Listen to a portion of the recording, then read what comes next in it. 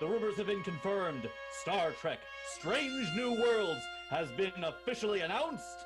All of this and more tonight on The Real Super Geeks.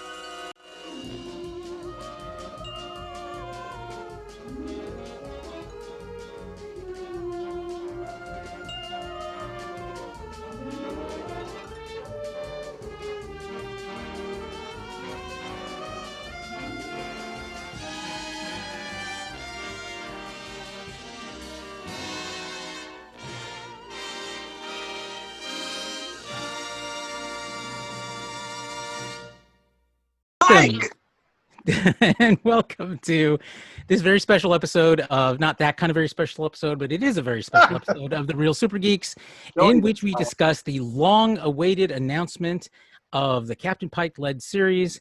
We found out its name, finally, officially, Star Trek Strange New Worlds, and we're going to be talking about it at length today because there's a lot to speculate and therefore argue about. But quick note before we go into that, quick piece of news is the news this week that Comic-Con is back on, but not really. Comic-Con, which has been canceled in its live and in color version, is instead retooling itself for an online event called Comic-Con at Home.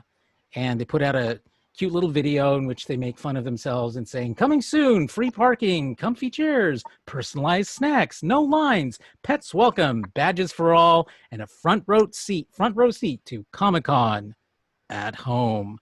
To which I can only say, and this is, by the way, my favorite sign in all of American Sign Language, boring. Yeah. I don't see the point in Comic-Con if you're not there in person, but maybe that's just me being DJ Harumph. But any quick opinions on this? Who wants to start us off? In the words of Jay Sherman, it stinks. Thank you, Sean. Are you wearing pants this week, by the way? I am, only because I've never really time to take them off. Is this because of how much you admire Captain Pike? Well, I mean, I keep my pants off. I do keep my pants off. Okay, let's do a quick round of hellos with the rest of our co-hosts, starting with, of course, the eyebrows of doom. Ross Bullock. How are you doing, Ross? Doing all right this week. Went without internet for most of the day, so I'm very glad to actually be connected. Quite a day to go without internet. Yeah, I was very late on the announcement, but my glee was just as intense. Indeed. And Jason, how are you doing? Doing all right. Good day. It was really hard to stay focused on work, honestly, especially with... You did stay focused at work, did you? When you found out, weren't you on like a conference call or something? Yeah, so I was, So the news came up on my Facebook feed and I squealed like a girl in the middle of a conference call at work. And I had to apologize and blame my cat for like clawing me or something. Yeah. Always blame the cat. Always blame the cat. In the COVID world, these conference calls can go sideways and no one cares. It's actually quite true. And from Denver, Colorado, Travis, how are you doing? I imagine this was a pretty busy day for you since you're one of the admins of the Facebook's largest Star Trek group. What was the chaos like over there? Well, the excitement, it's very funny because like 5 minutes after they posted the announcement, I found out via Instagram, the little Anson Mount message. And as soon as I saw it, I was like, oh, shit, that kind of like, I just like immediately just like went looking for a link. And sure enough, it happened. I just quickly posted announcement like, it's official. We got our Pike show. But here's the funny thing. Here's the really funny thing. Just yesterday, I kid you not, I put up a group public service announcement saying, hey, guys, I know there's a lot of rumors going on right now about like Pike and this Kirk cast and everything like that, but just keep in mind that these are rumors. Don't get too excited about this kind of thing, check your sources. And I just like made this thing. And then like the next morning it's like, oh, Pike's a thing now. And so it was very much like, oh, great. I just jinxed it. And another thing I jinxed is that you anti-jinxed it, dude, because it happened. Well, I also anti-jinxed the bad side of it because, like, I think it was either yesterday or 2 days ago, I posted on my own personal feed, like, you know what? I haven't heard a damn thing from the Star Trek fandom menace, and it's music to my ears. And then this happens, and there's a whole bunch of whining. There was a lot of whining. There was It's a like little bit of shining a whining. light on cockroaches, and they all scurry about. It was Yeah, drowned out by the collective joy and giddiness of everybody else. It's true, but they're still there. Yeah, one of my fellow admins actually was not very thrilled about it, and I let him hear it. I was very much just like, I did not get his mindset. Maybe I'll talk more about it later, but it was very much just like, yeah, we'll get around to that. We'll get around to that. Telling him So to, hang on to that for a second. Let's finish introducing the rest of our co-hosts, including and next in line our stalwart producer, Justin Burton. Justin, you're about to move. How's it going? Yes, I am. That'll be next week if all goes to plan this time. Finally, COVID kind of put everything on hold, and so now hopefully things are slowly moving again. Yay! All right. Well, best of luck. And finally, last but not least, I guess we're not calling you our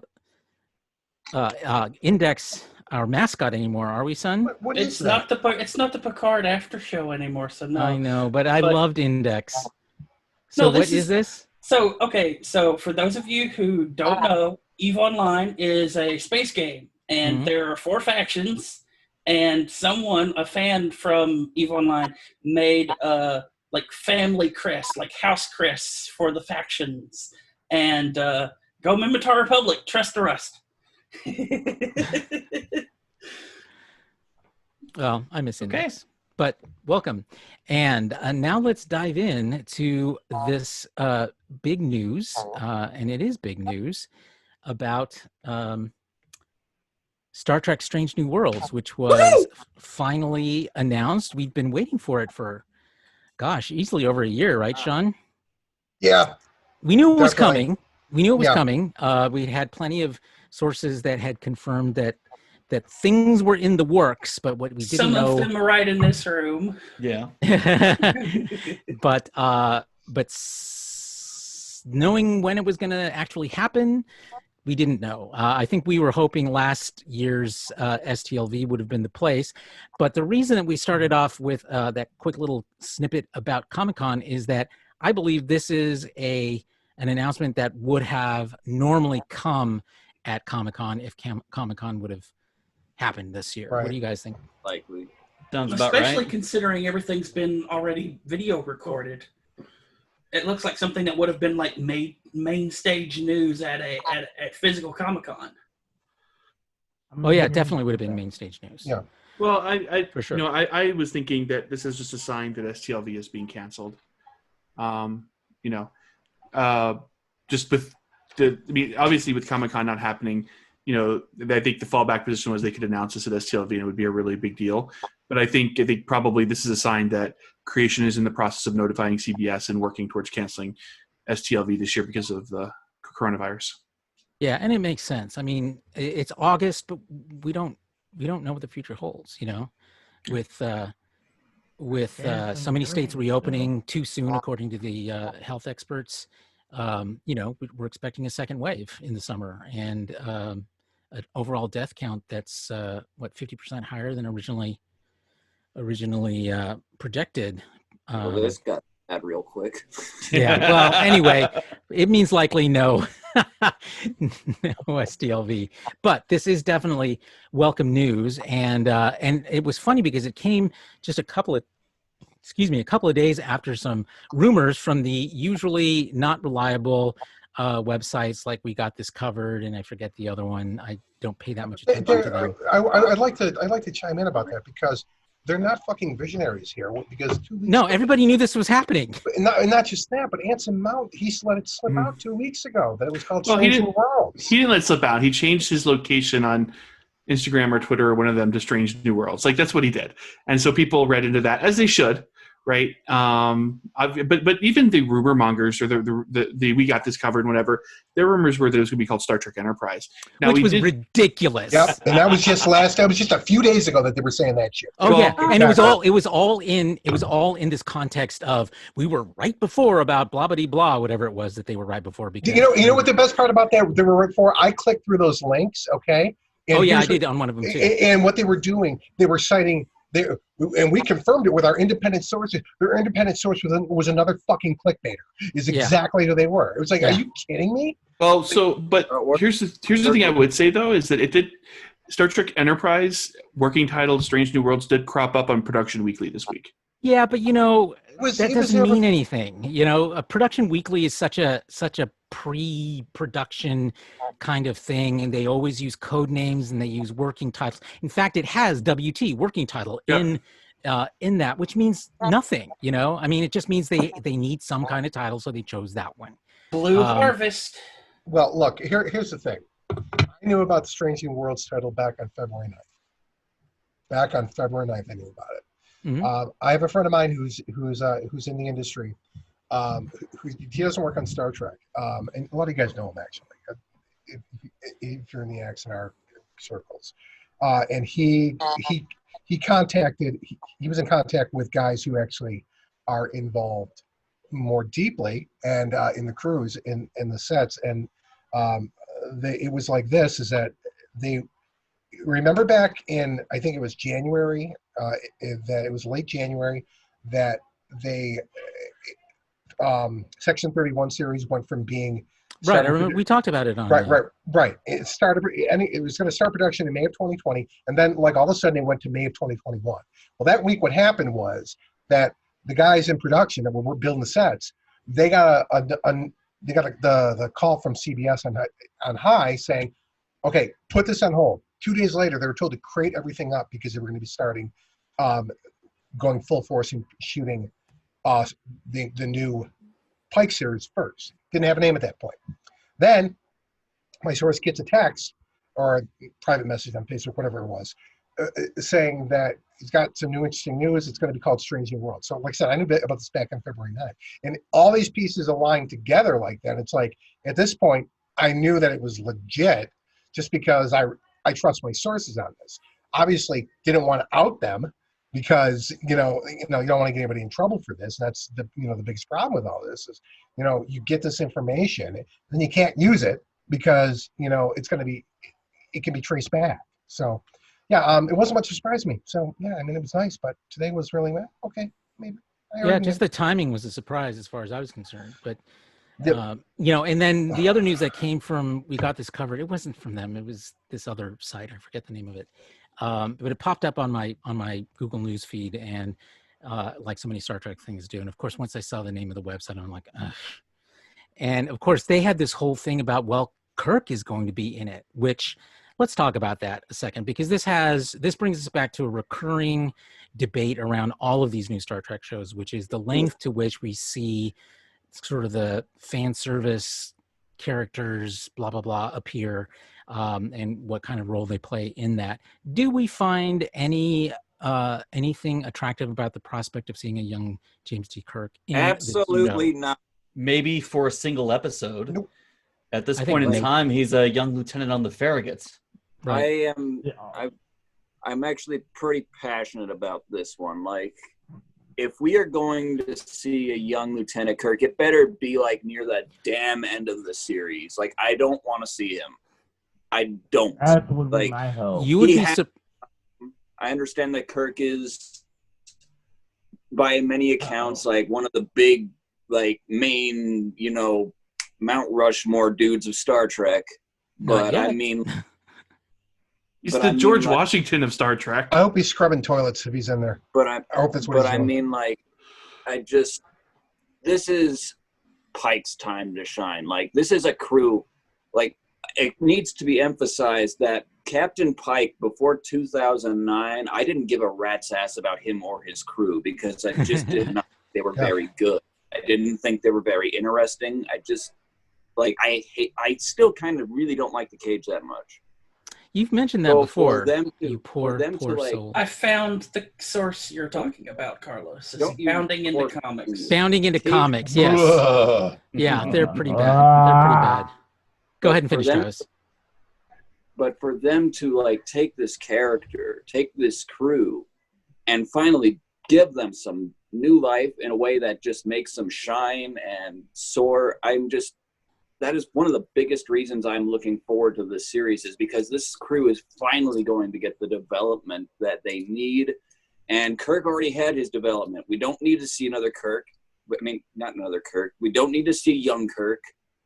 Let's just give Pike his time in the limelight. He needs it. He deserves it. It's time. Who else wants to weigh in here? Jason? So I was going to say, thinking about this first season of Picard, they could have really shanked the fan service, right? And you think about like Nepenthe is probably one of my favorite episodes of Star Trek of all time now, and it isn't because it's because of the connections to the whole story that Riker and Troy and Kestra play. I think that you can bring Kirk in a way that's appropriate, but again, I don't think he's series regular. I don't think he's lower decks Kirk, but I think you have to bring him in such a way that is thoughtful and overall additive to the story. Obviously, but is it necessary? Do you think it's necessary, Jason? It wasn't necessary to bring Riker in, but it enriched the story. Well, but he had an actual connection to Picard, like a long-term connection. Kirk has no connection to anyone we know of on the Enterprise at this point. Here's Not yet. Until years later. Yet. Okay, look, here's in the Menagerie part 1. Okay, Kirk is very clear. The only time he's ever met Pike was when he took command from him, command of the Enterprise from him. That's the only time the two have ever met. Okay, in order for them to shoehorn Kirk into here, we have to do some like secret special mission type thing nonsense, and they beat that horse to death. I'm sorry. Not if Kirk and Pike don't cross paths. They don't have to Why cross do paths. we need to see Kirk? We don't need to. I'm just saying that it could be done. It could be done in the way that could be done. It's just not advisable. Look, Yeah. the only thing Go ahead, I'm son. interested in a Pike series is seeing that old ass doctor hand Pike some liquor. That's it. That's all I want to Dr. see. Boyce, that actually occurred to me today too. It's like we see, the new triumvirate, number 1 Spock and Pike, and it's like, where's the damn doctor? I loved when what was the line? The classic line was, a guy will tell his bartender things he'll never tell his doctor. his doctor. Exactly. Right. And, So and speaking of the triumvirate, the thing I'm looking forward to most, next to more of Anson Mount as Pike, is more Rebecca Ramajan Romaine, yeah. as Commander Una, as number 1. No one's going to call her more of Una. this character. I want to see more of this woman. Me I too. want to see her grow and to learn more about her. I want to see her. She was the original Mystique. I didn't know that until recently. Yep. Yeah. Okay, so here's my thing about number 1. In Rebecca Romaine's name is, just Rebecca Romaine now. Okay. Romaine. Okay. My problem with her in season 2, this is my only problem in season 2. There wasn't Is enough how- of her. Exactly. That's it, but that's not her fault. No, I'm not complaining about her. This is my point. I'm totally agreeing with Ross on this. She was so underutilized. Then we get to the end where she's a fucking badass, and I loved her.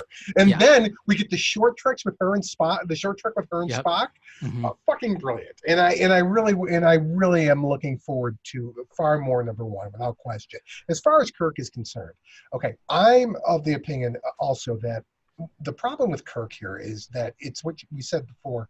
I think Travis said about the Mount Rushmore status of Kirk. Okay, I'm sorry, but Kirk is too big to be in this. Okay, because you're either going to have him overshadow Simultaneously too big and too small. Right, exactly. You're either going to have him overshadow Pike, which doesn't make any sense being a lieutenant, his presence on the show, or it's going to be underdone, and you're going to sit here going, why the hell was he in this to begin with? So I don't really see a point in it personally of bringing Kirk into this whatsoever. Yeah, I mean, I think one of the things we've seen is that these actors and these characters that we saw in season 2 of Discovery proved themselves to the fans. Yep. You know, they made the most of their appearances. They breathed new life into these very old and, you know, with deference to Travis, in some ways tired characters, and they resonated with the fans, with the audience. And so that's why it just made sense for them to get, and why they gave us so many hints that it was coming anyway. I mean, so many short treks with these folks in it. I mean, the bridge set, which was so elaborate, so intricate, you don't build a set like that for a one-off episode. Right. That was exactly what George said right after the finale. Oh yeah, Right. yeah, I remember. Yeah, I have a contact at CBS. A lot of you guys know I don't talk about it on the air, but I have a contact at CBS, and I brought up to them. I said, oh, and by the way, hashtag Pike Show now. And their response when in this conversation was, right, because the problem is that when we were watching the dailies, we didn't see the chemistry with Ethan Peck and Anson Mount on the screen. It would completely slip past us. It's exactly what the response was. So that was like, you know, that was the tell right there that, what do you think, we're stupid? Yeah. Yeah, they didn't have to wait for the fan reaction. Right. Is basically the story. That's exactly it. Yeah. That's the point, is that even before they knew how fans were going to react, and they, so even before, while they were watching the dailies, the wheels were already turning. How are we going to get this series made? Is exactly what that message was to me. I have a question. What person in season 3 is going to create a third spin-off? Season 3 of Giorgio. Discovery. Yeah. Georgia already has 31. her upcoming spinoff. Giorgio already has hers, and hers was from episode 1 of the first season. Then we get Anson Mount from season 2. Who's going to be season 3 spin-off character? Here's the thing. You know, we wouldn't have thought they were going to bring in Spock in the way they did Discovery season 2. I mean, look how they wrote him. Hey, Justin, having a tough time hearing you, bud. Yeah. Well, look how they wrote Spock in Discovery season 2. I mean, you know, they're not really all that worried about what's come before. They can rewrite Kirk any way they want. Well, I don't think they necessarily. But there's no point in it. Right, exactly. You know? Maybe Yeah, if you know, they were going to do this is the another thing. Kirk This is what the point Carlos is making, is that Spock had a connection to that Enterprise, but He had a connection to Michael Burnham, so it made sense. To Michael Burnham, right? So it didn't. There is no such connection with for Kirk. Right. Maybe, and all that, though. I think it kind of. I would think it kind of would hurt the mythology of Kirk as well, because the other side of this too is, you know, in the history with Kirk, is that we have somebody who rose up very quickly, much like Picard did, due to their actions on the particular ship they were serving on, that, you know, they were made captain. If I recall correctly, Kirk was made a captain at 28. He was the youngest starship captain. Right, exactly, due to his action. Right. So I think you risk hurting that mythology by including him in this. And again, I just don't think it's necessary. We've got we couldn't have a more heroic triumvirate than we're going to have in Strange New Worlds. And well, I think it would work. What they could do. Go ahead, Justin, then son. What they could do towards the end of the season, whenever Strange New Worlds is waiting towards the last season, they can bring Kirk in, you know, as a handoff, and then they do another show, and this time it's with Kirk and the Enterprise.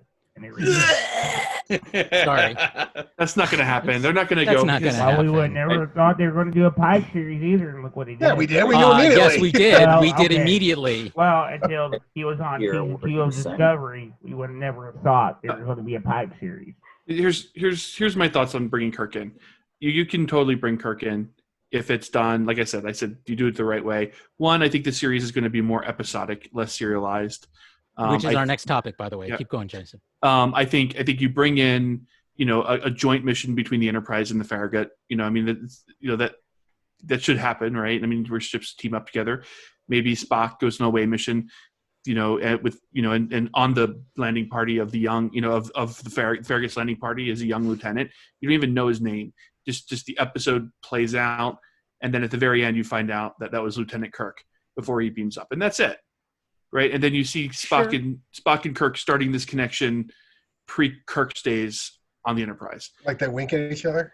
Yeah, What are you doing? I mean, like, What but, are you doing after? Well, but I think you can do it. I think you can do it, and again, it served the story and not be fan wanky. You know what? I think if they're going to do it, that's exactly how I'd want them to do it. Just very simply. And this is Lieutenant Kirk. Beam up, roll credits, and that's it. Leave it like that. And we don't ever see him again. Right. Yep. So yeah, you know, like at the end of season 1 of Discovery, where out of nowhere the Enterprise pops up and we all collectively shit our pants. That type of thing. I'm totally down for that. Yeah, that's great. Except when that happened, it was a direct lead into what we saw In was season 2. all of Right. season 2. Right. So exactly. I mean, this is a little more one-offy than that. Right. That's fine. If they do it like that, and we just get our little. Well, you know, and I'm I'll not take going to it. say they won't. I mean, they brought back more people in Picard than I expected. Yep. And it looks like they're going to continue the cavalcade of stars, I former stars, Yeah. because they've proven that they can do it in a way that Right. That's it. that Yeah, serves the story. They're very good at just the right amount of fan service. They really are. I got to give them credit for that. They really do that. So quite I think well. if it happens, it'll happen very much as you theorize, Jason. It'll something that's not going to be distracting, and will be subtler than guest starring James T. Kirk. Yeah. Sorry, I mean James T. Kirk. So that leads us to our next topic, which is some. I mean, of the I'd really speculation- like to, get my piece in. Yeah. Yes, please. I agree with Jason that it would be a one-off episode between the Discovery and the Farragut. I just think it would probably be more shipborne than anything, and because we know that Kirk is basically a cocky shit. Like ever since the Academy, he's been a cocky shit.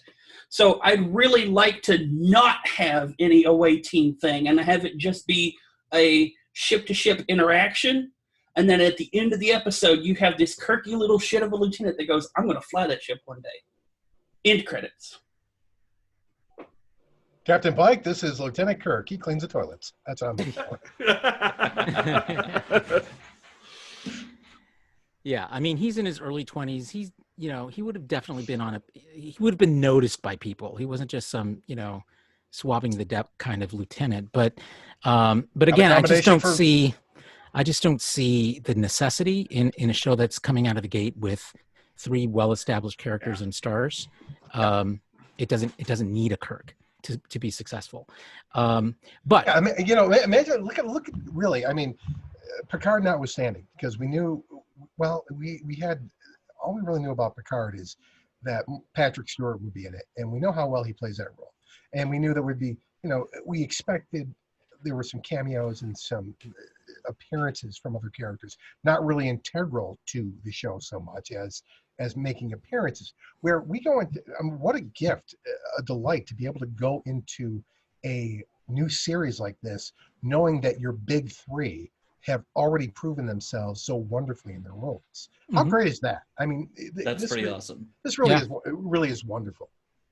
Yeah, and that's what you want to build on. You don't need anything more to add to that. And I mean, they basically already had their season 1. I mean, we already know. Yeah, it's true. We did. It's kind of We've like had the soft pilot.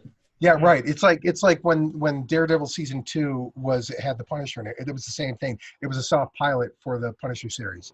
I'm hoping we can talk about this later. I want to talk about Anson Mount and all of this, but if we have time later tonight to do it. But yeah, let's go. I mean, I'm ready for the next subject about the episodic there. I don't know about you guys. You guys ready to? Yes. So in the announcement that was released, that featured Anson Mount, Ethan Peck, and Rebecca Romaine announcing the new show.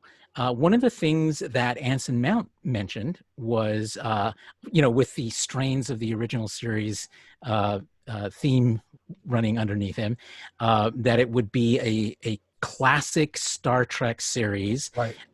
Full of optimism and and looking into the future with optimism. Right. So those words have been decoded by a lot of people into this is going to be a Monster of the Week episodic show. Yay! How much stock are we going to put into that? What are the different ways that we're interpreting what Anson Mount said about what to expect from this show? Let's start with Sun this time. Is that Morse code? It is. I think it is. Son, you're muted. It's the Pike beeps. Yeah. I'm sorry, you guys caught me while I was chewing. Oh. I'm actually eating dinner in the middle of all of this right now. Ooh. So, but no, Justin.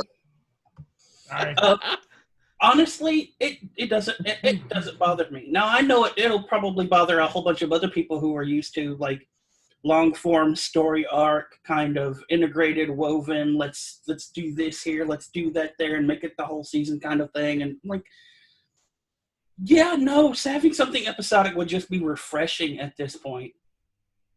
You know, I watch Doctor Who because I kind of want it to be an episodic thing. But Right. wasn't that really the downfall of the last 2 seasons of Doctor Who? I mean, we've talked about that a I lot. don't think so. No, You don't think so? No, I think the downfall was shitty writing. Exactly. No. They explicitly moved away from season-long arcs in but this new iteration. I think it's one of the worst decisions made about Doctor Who. Here's how I feel about this. As far as Let Sun finish do you have her more thing. to say? I'm sorry. Yeah. Go ahead.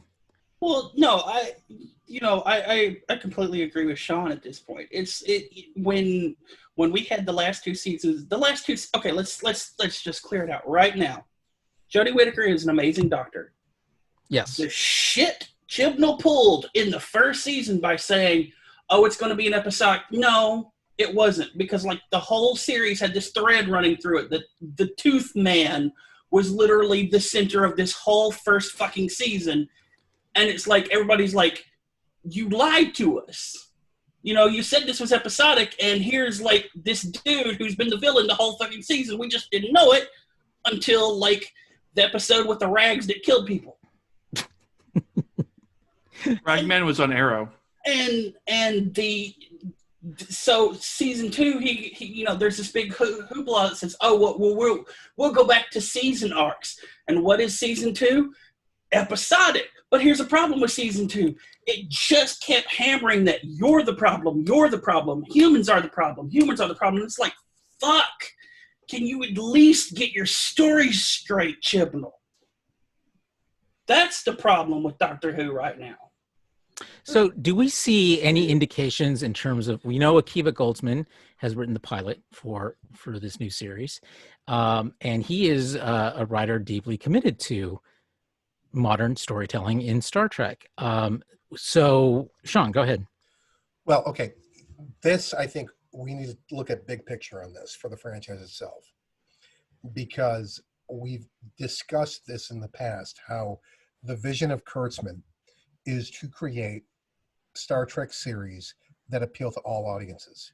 Right. One of the things that caught my attention was what Ethan Peck said in this video was, we listen to the fans. So basically what they're saying, and I think this is true about this, is that there is a segment of the fandom that really misses the episodic nature of Star Trek. And I think this is brilliant for being able to fill that gap. You know, it's kind of like, you know, Nintendo in 2005, they filled the gap. We were talking about this last week. They filled the gap of the casual gamer that Microsoft and Sony wanted nothing to do with. And I think Kurtzman is smart enough to say that, you know, here's another audience that may feel alienated right now, that we can make a great show for. But that's not a growing audience, dude. I mean, it's not a matter of growing. It's a matter of just having it available. And look, at $8 to $10 million an episode, you don't just make, a series commitment like that just to satisfy a few whiners. I don't think it's going to be to satisfy them. This is obviously a show that's going to that they want to appeal to everyone. I think, you know, it's just attacking the franchise from a different angle. And what I suspect, though, is that it's going to be more like the earlier seasons of New Who, where you're going to get 2-episode arcs, and that it's not going to be straight up monster of the week every week. You're going to get a story that goes through 2 episodes or maybe 3, because again, one of the biggest problems that I was talking about, the biggest problem with Voyager was the problem with being able to finish up with these great ideas in 45 minutes. So they fucked up the entire end of an episode when they really should have just dragged them out over 2 episodes or 3 even. And a whole season in the Year of Hell. well, yeah. No, because that ending would have pissed me off. Well, with a different ending, of course, but Right. but a whole season of that would have been awesome. But if I watched that all season and then for them to hit the reset button at the very end, I would have been. Well, no one's disagreeing with you on that point. No, I agree with that. But the point being is, like we said before about like with Voyager, that the problem is great ideas, terrible execution because they try to squeeze it into 45 minutes.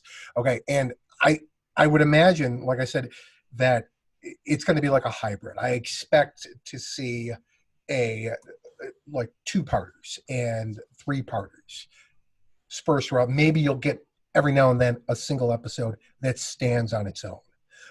But I think in general, that's probably what you'll see these mini arcs, very, very mini arcs, like they did in season 4 of Enterprise, which worked out really well, I thought. Sure. So, it's, I don't expect it to go full blown TNG style episode of the week. I don't expect it to do that. But I think I think the real issue here becomes exactly what Jason pointed out, which is the reset button issue. Right. Obviously having them go to a different world and experiencing different things and learning things about themselves and whatever, that in and of itself is not a bad thing. What makes it bad is the reset button at the end, so that next episode, you're starting fresh and anew. And television doesn't need to be that anymore. Right. We live in a streaming, binging world where you can catch up. So I think.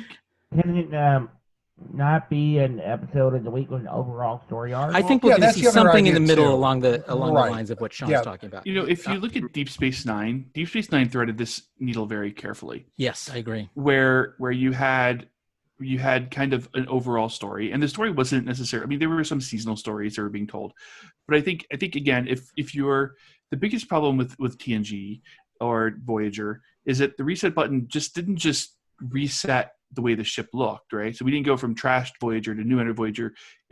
There were no consequences for characters. I mean, I think the only consequence it carried on was Paris's demotion, right? Where he's thrown in jail, thrown in the brig, and then he was demoted to ensign for a while. Then he was promoted again, and then I mean, and to the point to where Harry Kim was never promoted, right? Like there was no real character growth. And I think if they thread the needle well enough, you can do an episode of the week series or a Planet of the Week series where you're strange new worlds. I mean, I don't think that name is lost on anybody what that means. Sure, I think that the idea of it being kind of classic Trek again, I think we're definitely getting signaled that the 10 to 15 episode long single story may not play out. What we'll see are smaller individualized stories that have consequence carried through the season and through the series. Yeah, you'll see themes. You'll see themes that run through the whole season, right? In a consistent way. I expect the first episode they'll go out to a planet for a distress call. The ship will utterly get hammered, and then the next 2 episodes is them limping back to a Federation station to repair, and stuff happening around them. I don't think you're going to see a lot of Federation stations. I think you're going to see this be, an extended exploratory mission like you saw in classic. Yeah. In classic. How awesome Trek. would it be to see a new take on K7? I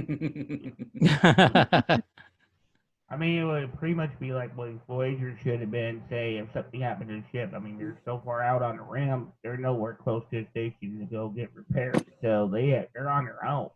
Well, and they basically explained away the lack of the Enterprise in the Klingon War for exactly that. It was so far away that bringing it back didn't make much sense. That and her being something of a contingency. Yeah. Well, and she got completely trashed in the book. Yeah. Oh, in the book about what was going on. The Enterprise War, yeah. Yeah. My only issue with the episodic format is just it. I don't know if it's just me, but I find the quality as far as the storytelling is concerned to be very hit or miss. And this isn't just as far as like, oh, this episode is obviously filler, because I know we're not going to get 20 episodes or anything like that. And I know that each episode is going to be handled very carefully. They put a lot of time into writing these, and I appreciate that. I just find that the episodic format just tends to, I find my attention not, damn it, I just can't talk right now. It's hard to keep my attention, if that makes any sense whatsoever. I noticed this particularly when I started watching, Voyager and Enterprise. And granted, those are some lower quality shows in the Star Trek franchise. But I mean, even in the Next Generation rewatches that I do, I find myself just like, I gotta, focus on this because this might be important. But I just find myself, my attention just goes elsewhere. I just don't find myself as invested in the episodic format as I used to. Well, I think one of the reasons for that is, we're talking about seasons of, 10 to 15 episodes in length, not 22. And it doesn't make sense to waste, sort of a narrative through line that kind of a season length fairly begs you to follow. To keep people coming back because of the way that they air this week after week after week, because you have to grab them and hold them and say there's something coming that tells you more, where you learn more about what you heard, this in this week's episode. Whereas, back in the day in episodic, when you just came back because it was the show, now you've got storylines that we expect storylines to grab us and make us curious and want to know more and see how things develop and so forth. And so you can't, the thing about episodic shows is you can waste episodes, you can have them go do this weird thing over here. And you don't have that luxury in these shorter seasons now. Yeah. I mean, not at $8 million a pop. And Trek during that era, you got to remember, Trek was an outlier even as far as the time was concerned, because you mentioned 22 episodes. Well, the standard episode of Trek was 26 episodes. Yeah, back in the day. Mm-hmm. Right. And so, you're absolutely correct. I mean, you can miss a couple of weeks, come back and not have missed anything. I mean, really. Exactly. It's, and then I'm reminded that somebody thought Sub Rosa was a good idea. And there's a lot, and that's just the kind of filler and the kind of nonsense you can't have with these shows. When you're trying to put up 26 episodes, bad ideas are going to seem like good ideas. Right. Yeah, because you're under a crunch, you guys. I mean, you have to remember that these new Star Trek series that we see, by the time they begin to air, it's done. Maybe Sub Rosa was just done. Back in even DS9, TNG and so forth, they were making them as they were airing them. They would start production in July. They would premiere in September, October, and so you'd have a bank of episodes to start the season with. But it was still in production as you were going through the fall, into the winter, into the spring. That's not the way these things are done anymore. They don't air until the seasons are basically done, shot in the can. Maybe Sub Rosa was just a massive troll by the writers saying, let's see if we can get away with Beverly getting fucked by a ghost and having an orgasm. Let's see if we can get away with that. No, it was the ghost fetishists on the right. That was the audience that we're appealing to, yes. But what about when never spoke of again? But what about when, like, later, a few years later, it wasn't that many years later, it was about Sub Rosa was season 6 or season 7? Season 6. Seven. I believe. Six. No, I think it was Really 7 because 6 Okay, was an what's excellent season. 7 was very uneven. So season 2 of Voyager, we get Threshold. That's true. Again, another show, another episode that started off great and just falls off the rails completely.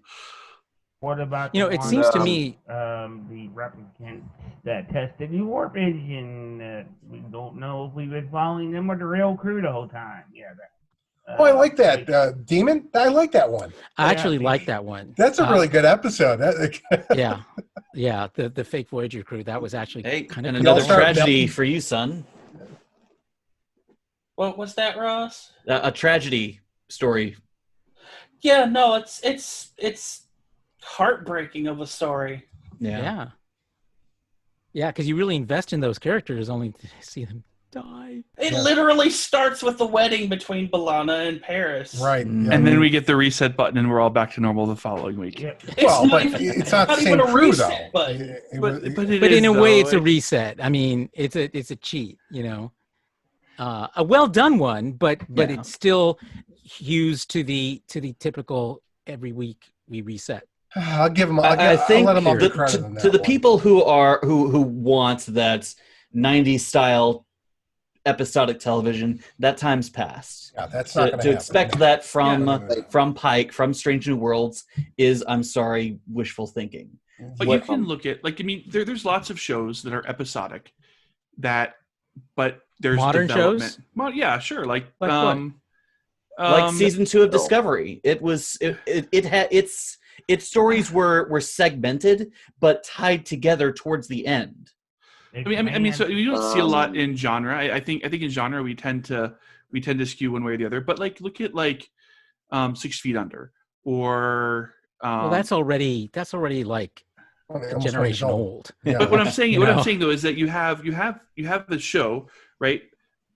Grey's Anatomy is another good one, right? I mean, not a good show, but another good example of where you have the content or the story of the show serves its own purpose, but it then also serves to propel the greater story of the characters as they grow through Mhm. life. And I think you could do that in Star Trek and still have that same kind of episodic feel tied to the serialization of the characters. But you know what? Grey's Anatomy, and I watched it for a lot of years. Grey's Anatomy is not what you would point to as an example of the best in television today. You My aren't. wife has It- started her 6th rewatch since Oh, we've known each other. No, now I mean, that the I new watched season it is from the coming out. beginning. I dropped off for a couple of seasons. I came back for another few seasons, and because it just became the same thing over and over again. But my point is that with Star Trek, they're aiming to create prestige television, and Grey's Anatomy, whatever its merits, and it has them, is not prestige television. It's just not.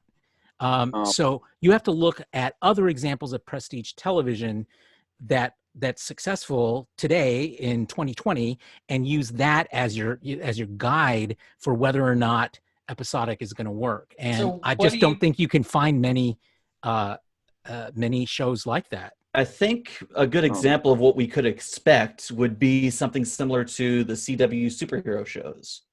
Each episode is kind of its own self-contained story, Except but they're it furthers along. formulaic. They're formulaic. That's why I stopped watching them. I said similar, not exact. But similar is Right, still completely similar, agree. dude. I mean, it's like, well, okay. So let me ask you the question this way: All right. What is the compelling part of that approach that you think would work in prestige television? Because as much as I like the Arrowverse shows, they're not prestige television. What do you mean by prestige television? Prestige television? Those are big series that are designed to be. What he's events. talking about is HBO shit. That's what he's talking about. Yeah, Game of Thrones. Oh, prestige television. Which isn't network television. Right. And this isn't network television either, not the way we think of network television. But it's becoming the new network television. But Carlos, I mean, I think you have the ability for this to adapt and chart something new. But we're talking about charting something old, so what I'm not in or favor taking of. an So- old concept and making it new. Yeah, no, I don't think it's going to be, we're I'm not going to talking about the start. concept, guys. I'm talking about the format. No, but I Question. don't think the format's going to be. We're going to start the show. We're going to have this awesome story, or we have this story. We have this problem. At the end of it, we're going to solve the problem, and then it's going to end. And then next week, it's going to be the same thing, like rinse and repeat. I don't think they're going to do that. But what I think they are going to do is they're going to find a way to go back to the spirit of kind of like the Planet of the Week, the exploring strange new worlds, going where no one's gone before, but then bring in elements that tie story to story to story, to tie the stories together, and have common threads that run through them. I think most likely those will be the character threads, where what we'll see Spock go from yelling Spock to kind of the mild-mannered Spock that we see in TOS, and I think that would be a great story to tell. Okay, so Go ahead, son. Just real quick, Travis. So who has seen the new Sabrina Netflix series? I have. Is that episodic in any way? I watched not in the way that we think of episodic, no. But it is episodic. It has episodes. Well, so everything has episodes, you guys, but that's not what differentiates today what we consider an episodic series from a arc-based series. I mean, Sabrina has running arcs. You know, each episode is a story, beginning, middle, and end, but are not self-contained. Episodic television, the way we think of episodic today, which is old-fashioned, is all the stories are self-contained. You have a beginning, middle, and end. They don't relate and reset. Start new next week. So the problem you're having, Carlos, is you're really straight lacing a definition that's crossed into different definitions because of a cultural shift. I'm not sure I'm straight lacing. I'm not sure what you mean by that exactly. I'm just saying. No, you're having a problem with the definition of episodic, where you're thinking about you're thinking about the 90s back version of episodic, and what most people have come to understand episodic meaning is the same thing that we see something out of like Sabrina the Teenage Witch, or the new Sabrina series. No, I totally disagree. I don't think that's episodic. So I think the concern here is that we don't want this to go fucking NCIS on us. That's what we don't. No. Right, exactly. And that's really where I'm coming from. It's less about how we're defining the term than it is about what kind of expectations we should be setting for the audience. And if people are expecting what Anson Mount said to mean we're going to be doing episodic, yay, I think they're going to be disappointed. Let them think it. I think we've been around enough circles to say the same points. Okay. I think we're all saying the same thing, just different ways. Yes. Yeah, because I think we all want to say, well, all want it to be episodic, playing the week, but we want a story behind it. We want an overall arcing story. So I think that's a good. Let's hope they go that route, because the other formats wouldn't work for this. I don't think. The reason I brought up Sabrina, the new Sabrina, is because I've had friends come to me and go, "You gotta see this episodic show," and it goes like, "Okay," and what the way you're talking, Carlos, and the way that my friends talk about Sabrina, it seems there's been a cultural shift in the definition of episodic recently. Yeah. That may be true in the larger culture. In the industry, we're pretty clear on what the distinction is, but yeah. What Carlos was talking about earlier, with Star Trek currently being filmed to have a long-term goal and a long-term story and whatnot, actually got me thinking of our other favorite show in the Orville. And I've got to say, like, what Carlos said very much highlights why I am so very hit and miss with the Orville right now. And that is because the Orville very much is an episodic show. Very little development goes on in this show. They try, but I mean, there is no set goal in the first season. And for a long time, there really is no set goal for the second season. Development only happens when the Mocklins show up. No, I mean, I don't necessarily see that totally. I mean, listen, I'm an Orville critic. I'm not a fan of the Orville. I usually fall asleep when I try to watch it. But I mean, here's what I will say. I don't think that the problem is that it's episodic. I think that the stories tend to be more standalone. I'm not saying It's the Yeah. problem Yeah. with The it. problem with the Orville is that it's just got a lot of shitty writing. Yeah. Quite honestly, like it's let's take a TNG or a Voyager episode and insert some off-color humor and repackage it up so for nostalgia purposes and see what it sells. You know, I think that like I think that the problem is that that what you mentioned is that they don't do a lot of development. I think the Mocklins are probably the biggest character development that we see with Bortus. Knockoff Klingons. Yeah. And that's what makes them hard to watch, because you're watching and going, yeah, they're doing a great job, in terms of expanding who the Mocklins are, but it's like exactly what TNG did with the Klingons, Right, progressively each season, and which makes it feel like not very original at all. Even if some of the ways that they develop them are interesting, it's like it's interesting because we've seen it before and we know it works. Mm-hmm. And again, I think I'm just going to go back to like here's some series that are typically seen as self-contained, but connected to the larger story. The West Wing, The Sopranos. Let's see here, Breaking Bad.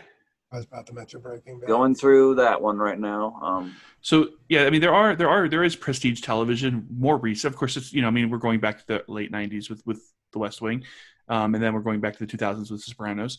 But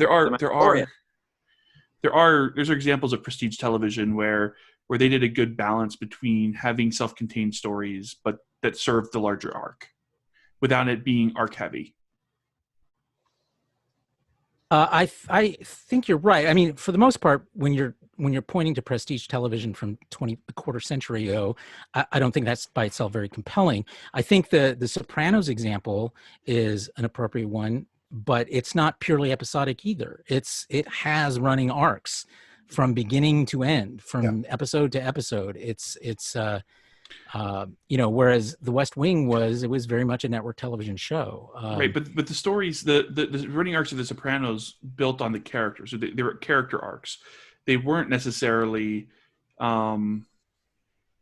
story arcs, if that makes sense. There was a bit of both, and I'm not disagreeing with you on it. Yeah. I just think that's really what you're hitting upon is the right formula, which is it needs to be very character based, and that's why if Strange New Worlds follows that same formula, which is to say, give us something new, show us about these characters, show us how they're developing as they're encountering, each episode's obstacles and how they emerge differently at the end, as opposed to typical episodic, which is they emerged the same at the end. Exactly. Then great. Then we've got I think is a great recipe for quasi episodic but still prestige television. Mm-hmm. Look, and arguably, who was it who said earlier that's like season 2 of Discovery in many ways is that? That was you, Ross, and I think you're right. Look, I'm just waiting for Isaac to be taken over by data ghosts of his people. That's what I want. I want the Orville version of Sub Rosa. Is that where Data goes after he gets turned off? And Stop it! Stop it! There goes the You're giving Travis adjectives.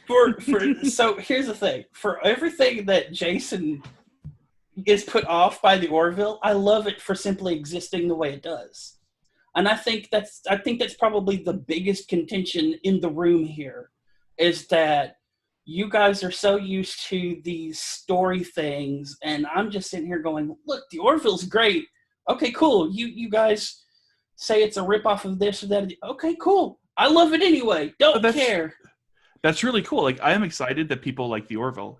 Again, I think the Marketplace of Ideas has the room for all of it. Sure. I try to watch it because it's relevant, and I like the idea of the concept of, but I just fall asleep every damn time. This goes back to what Sean was saying with Kurtzman's whole directive of making a Star Trek for everybody.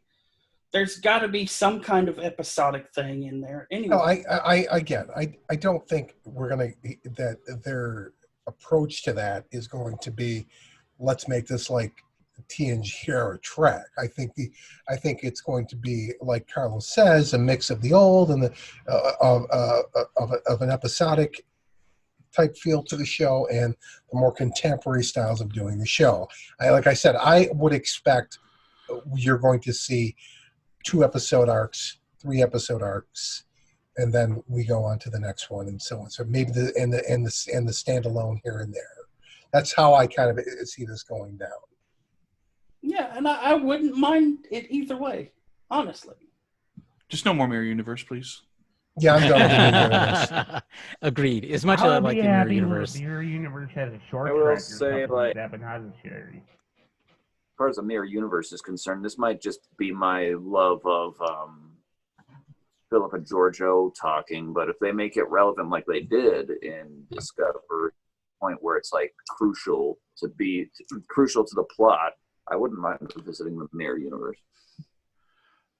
Yeah, I would just. I mean, if they were going to do a Mirror Universe, let's do it short trek and let's bring back Lorca. Bring back Lorca. If we're doing a Strange New World series, can we please have more plant-based aliens? Thank you. I am Groot. Singing. Yeah, like in the animated series. Yes. Perfect. I have no problem with that. We need more of that. I liked who are the aliens on that one world where Saru like goes all in season 1? Remember? Oh, the Pavo was the name of the yeah. I like them. I want to see actual rock spirit-based life forms. I want to see actual rock creatures, not the Hordas, the ones that we were supposed to get in Star Trek V. You want rock monsters like the ones in Galaxy Quest? Hell yeah. Or you want the ones that made comedy. Space Lincoln? Yes, the ones that made Space Lincoln. Oh my God, what were they called? They had such an interesting name. I don't remember, and they were featured in the Star Trek Online anniversary. I don't. Are they really? I don't remember the name of them, and frankly, I don't care. It's just like they have lobster claws. Yeah, I they love get the into lobster contact with you claws. again via Space Lincoln and continue the trial that Kirk started, but in events that are relevant to Star Trek Online. And it allowed them to bring Michael Burnham into Star Trek Online. And Picard 7. Yarnek is the alien's name. Yeah. Yes. But his race was Excalibans. That's what it was. Yeah. Excalibans, yeah. Makes total sense. They're stones. Get it? Get the joke? Rock sword from the stone. Har, har, har. That's the joke. That is the joke. The joke. So okay, so were you gonna say something, Jason? No, I was just gonna ask about music if you weren't gonna go in there. For Discovery? For Star Trek. For Strange New Worlds. About the theme song. So so there's been some discussion from people who are looking forward or are expecting to hear the familiar Alexander Courage theme from TOS as the theme for this show. How do we feel about that? Yay or nay? Yay. Nay for me. Yes, please. Something with a new mix, though, but not exactly the Alexander Courage thing, but maybe something kind of like they did for Look, all I've seen today is Courage theme, and I'm thinking, The God, Cowardly Dog. The Cowardly. If we're getting the Cowardly Dog theme for Star Trek, I will watch this show. That's exactly what I was thinking. Every time I saw it pop up, I kept thinking Cowardly Dog. Yep. I have Welcome to the USS Courage stationed in the middle of nowhere. Strange things happen in nowhere, but it's all right because we're Starfleet, and strange is part of the job. That was some good. the original series thing, Discovery thing. I admire your commitment to that joke, Ross. I really do. I really do. Okay, so I have a question to ask everybody. Mm-hmm. Has anybody else been experiencing this? Because I was experiencing it all damn day. So I see Star Trek Strange New Worlds title plastered everywhere, and yet when I first read it, my mind literally omits the Trek and inserts gate. No, didn't occur to me at all. Oh, no, I get it, but no. Every time I read it, I see Stargate Strange New Worlds, and I'm like, what? That'd be an interesting show, watching Anson Mount walk through the gate. There's just a Stargate on the Enterprise. I'm going to go out there and say every time we've seen the Enterprise in Discovery, it's always alluded to with the Courage theme. And so, Sure. that is the Enterprise's theme. And I don't know how you do a show about the Enterprise without that being a big part of the show. I think The what you'll see singer is of the Courage theme is Oh. present in almost every single Star exactly. Trek theme song. Mhm. It's the common link that musically ties everything together. The 4 notes. Yeah. Yeah. Da, da, da, I mean, da. we'll probably get a mix of the TOS theme and whatever theme they come up with for Strange New World. Just like they did with Discovery when we've seen the Enterprise. They always had a mixture of Discovery and TOS music. I mean, I think the question is Jeff Russo going to be interested in rewriting Courage's theme, or is he going to want to do something on his own? He's going to want to do something on his own. If he's like Yeah. every other composer I know, he's going to want to do something on his own. Now, he will incorporate the stinger or certain motifs or whatever from it as homages to the original theme. So you'll definitely get strains of it as you listen to it, but it's going to be its own thing. And we've seen examples of that in the scoring of everything, especially in Picard, where the Voyager theme, the motif of the Voyager theme Right. would play when 7 and 9 showed up. During key moments, the TNG theme would pop up. And the inclusion of several pieces of music from the Tapestry that featured prominently, not just in the opening credits, but also throughout Picard itself. Mm-hmm. And even, I mean, if you look at the Picard opening theme, I think what you see there is it's largely an original theme. It has those strains of the TNG theme right near the end. I don't remember what the beginning was like, but it was largely taken from the Sun's music in the Tapestry. Oh yeah, yeah, a Tapestry, Inner Light. Thank you, Inner Light. That's what I meant. Oh, okay. So yeah, so I think you'll see some attempt to do something similar with this as well, but this is not a reboot of the original series, so I think they want it to have its own identity, and so it will get its own identity. Some people will call it that, though. Of course they will, but people thought Picard was going to be TNG too, and that was way off. So let me bring up a bigger topic, because I've already been involved in several debates of this online today, from people who aren't necessarily that excited about a Pike-led series, because we know he doesn't die, at least during this series. We know Spock his life will never be truly in danger, because we know where they end up. Is that a big deal for you guys? What kind of constraint do you think that puts on the show dramatically, and does it potentially make it less satisfying? I know a lot of people felt about Enterprise that was one of its weaknesses as well. Travis, you want to go first? Well, for one thing, I'll just be happy that I won't have to deal with people screaming about, oh, they're just doing this because they're going to kill off characters. Like, I get that so much with Picard when people whine about that show. It's like, will you shut up? They killed a total of like 2 characters that you probably cared about or don't care about and pretend to care about because they're getting killed now or something like that. But I mean, like, it's just like, like I said earlier, my friend, I won't mention his name. He helps run the group with me over in Star Trek. He is not very thrilled about this show, and he is more along the lines of like he is sick of these shows like holding on to nostalgia or whatnot, and I very much did not get his train of thought, because he very much accused the show,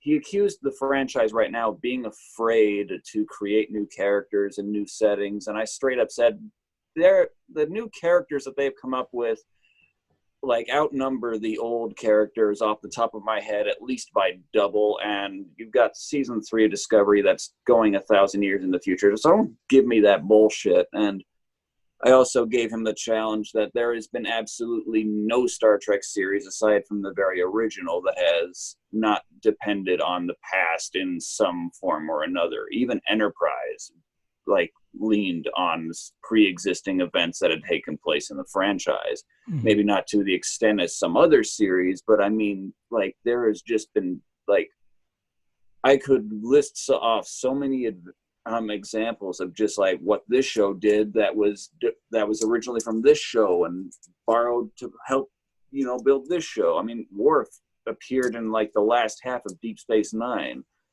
and that was the better incarnation of Worf, by the way. Yes, it was. And this guy straight up said during the conversation too that Worf was not very good in Deep Space Nine. So I was like, what the fuck are you even on about right now? Like, I don't get it. Like, this is a crew that has, like I said earlier, has not been given the time to shine. And to see that they're finally getting that, and that this guy is just brushing it off as nostalgia bait, is just infuriating to me. I'm just like, what? Like, take away Discovery Season 2 and the 2009 movie and tell me, who exactly is Christopher Pike? I thought we were talking about Christopher Pike. Like, who is number one? Who is anybody in that Cage pilot show? Like, they are not characters. They are ideas. They don't develop past that. That's one of the reasons why, for the longest time, I very much was in this minority that just didn't care for number one. I get that she's a good idea. Like, hear me out. Hear me out, okay? Before you give me your groans. I understand. It was more of a gasp. She was supposed to be like, you know, a character that was supposed to be representing the strong women, and I'm all for that. But in this one episode, she was as dull as a blank slate, and I just didn't like her. Are you talking about in the Cage? Yeah. Yeah. The Cage. Oh yeah, yeah. It was completely. It was so dichotomous from what she was supposed to represent. Yeah. The character concept and the character execution were quite different. Right. Yep. And then Pike being so ironically sexist about it. God, not just ironically, but fucking blatantly. Yeah. It was, Like, it was, used to 19, women on it the was bridge. 1964, folks. I mean, it was literally, can't take you out to work in the field because I need you in the house to take care of the kitchen. That's basically what it was. Yeah. I mean, he literally said, "I'm not used to a woman on the bridge." Right. like, Not you. You're Tell me different, of first. course. like Christopher Pike, like, just, I need to say this right now. Christopher Pike right now has the capability to do the biggest 180 in my mind. This was a character. He's already done it. Like, oh, I'm not used to a woman on the bridge and I used to hate this character. And he is just doing this complete 180. He has the capability right now to become one of my favorite characters of the entire franchise. I know I didn't cover Discovery Season 2 with you guys when you guys were doing the show, and that was being broadcast or aired or whatever you want to call it. But I would have like been singing Pike's praise to the mountaintops if I was. Oh, we loved Pike. You know, that was the consensus. He is, he is like for a lot of us, he became quickly our favorite captain. He's my favorite captain. He's my without favorite. question. And he absolutely did do a 180 from how he was portrayed in The Cage to how we saw him in Disco Season 2. His warmth and welcoming and openness to Burnham first and foremost, and then to everybody else. He was a huge tonal shift. His sense of humor. Yeah. Huge tonal shift from Lorca. I mean, they're basically rewriting the TOS timeline here. Justin, buddy, I don't mean to give you a hard time here, but the problem we're talking over you a lot because we're really having a hard time hearing you. But it's still very muffled. I can't hear you at all. Well, he just went muted. You're muted, bud. I mean, the character of Pike in The Cage, he was talking about retiring, about doing something other than being in Starfleet, going off. I think that the Pike that we see from a pilot is a man ravaged by a decision that he's made, Right. Yeah. including the blatant sexism. Well, I got Carlos. I want to comment on that real quick. I got a quick question for Carlos because he's going to remember this better than I will. Did the events in Discovery take place before or after the events in the cage? After. Okay. A while after. All right. So anyway, here's how to look at this. First, understand this makes it so much easier to wrap your head around the differences between the two Pikes. Mm-hmm. Remember, the cage is not canon. Okay. What's canon is the menagerie parts 1 and 2. I look at that entire thing as just a manifestation of the Telosians. So take it for what you will. There's a bit of interpretation going on here. Well, wasn't that line still in the menagerie? Yes, it was, Yes. but it was a projection. It was merely a projection. It was Telosians doing their magical thing that they do. So Yeah, but that Exactly. that was based on their telepathic analysis of but humans. still their own interpretation. So like I said, it makes me feel better to just presume in my own little headcanon space that it was more of an interpretation than anything else. I tend to follow more along what I think what Sun was beginning to suggest, that the Pike we saw in the cage was Broken. ravaged by something. Yes. He was broken, presumably. that part, but the blatant sexism part is what I'm talking about. Well, yeah, but that's because it was the 1960s, you guys. It's like that's why we don't have jelly button buttons on the But Enterprise it anymore. wasn't. It was the future. sir. future. So, Sun, do you want to finish your thought on that? Because I don't want to put words in your mouth. It really that pilot, that whole Pike from the cage, and even the menagerie, which even in the menagerie, wasn't there like some kind of discussion that it was video recordings that were classified or something? No. No, it was the aliens that did it. No, I understand that it was the Telosians that did it, but they had video recordings. So there was like a conversation about even our video recordings aren't this clear. Yeah. Yeah, but they were, that was more of a general, not specific to these events. Basically it was explaining that we don't even have the ability to make recordings that are this specific and accurate. Is basically what they were saying. You're seeing the events as they occur, is what they say. Okay. Well, but basically, I take the whole thing as this is a guy who's wanting to quit. This is a guy who's given up on everything, and at this point, everything is kind of a pinprick in an already deflating balloon. You know what would be great if they did this during the first season? If they did a flashback episode to the events that got him there, and we get to see what he went through. Because in Discovery, and of course in this era too of Strange New Worlds, we're at a time in his life where he's past that. He's been able to work past those demons, those problems. It would really be great to see. Well, you see that. That's part of what happens in the cage. You see But flashbacks. it's a snippet. It's a snippet of that. But we don't need Here's to the question. go over that. How do terribly. we I know? don't mind doing it, and it would be nice to see his It would be a struggle waste of an after. episode. Let's keep It would- moving How do forward. we It would know be it's gonna fan before or wank. after It would Discovery? be fan Wayne. Oh, thank Wayne. How do we know if it's going to be before or after Discovery? Because it's 10 years. Oh, good question. We don't really know that. I mean, how do we know? We don't know. We don't know if this is going to be the time before you meet. You seriously think that this or the series time is going to be after? set pre-Discovery? Because Why it doesn't not? make sense. Why not? Why Hey, not? why? People want to know more When about does anything the in Star Spock, Trek the make Pike, sense? and the Right. number one Right. that they just finished watching. Exactly, and that fucking bridge. That's why. Yeah. That bridge that What's- Carl's is sitting in front of right now. That's why. What's wrong with this bridge? No, it's fine. It was so monotone. I swear to God, and I hope they don't go to. But You it know better what? not. You know what's Still you know do what's that. wrong with that bridge, Jason? It's too Russian.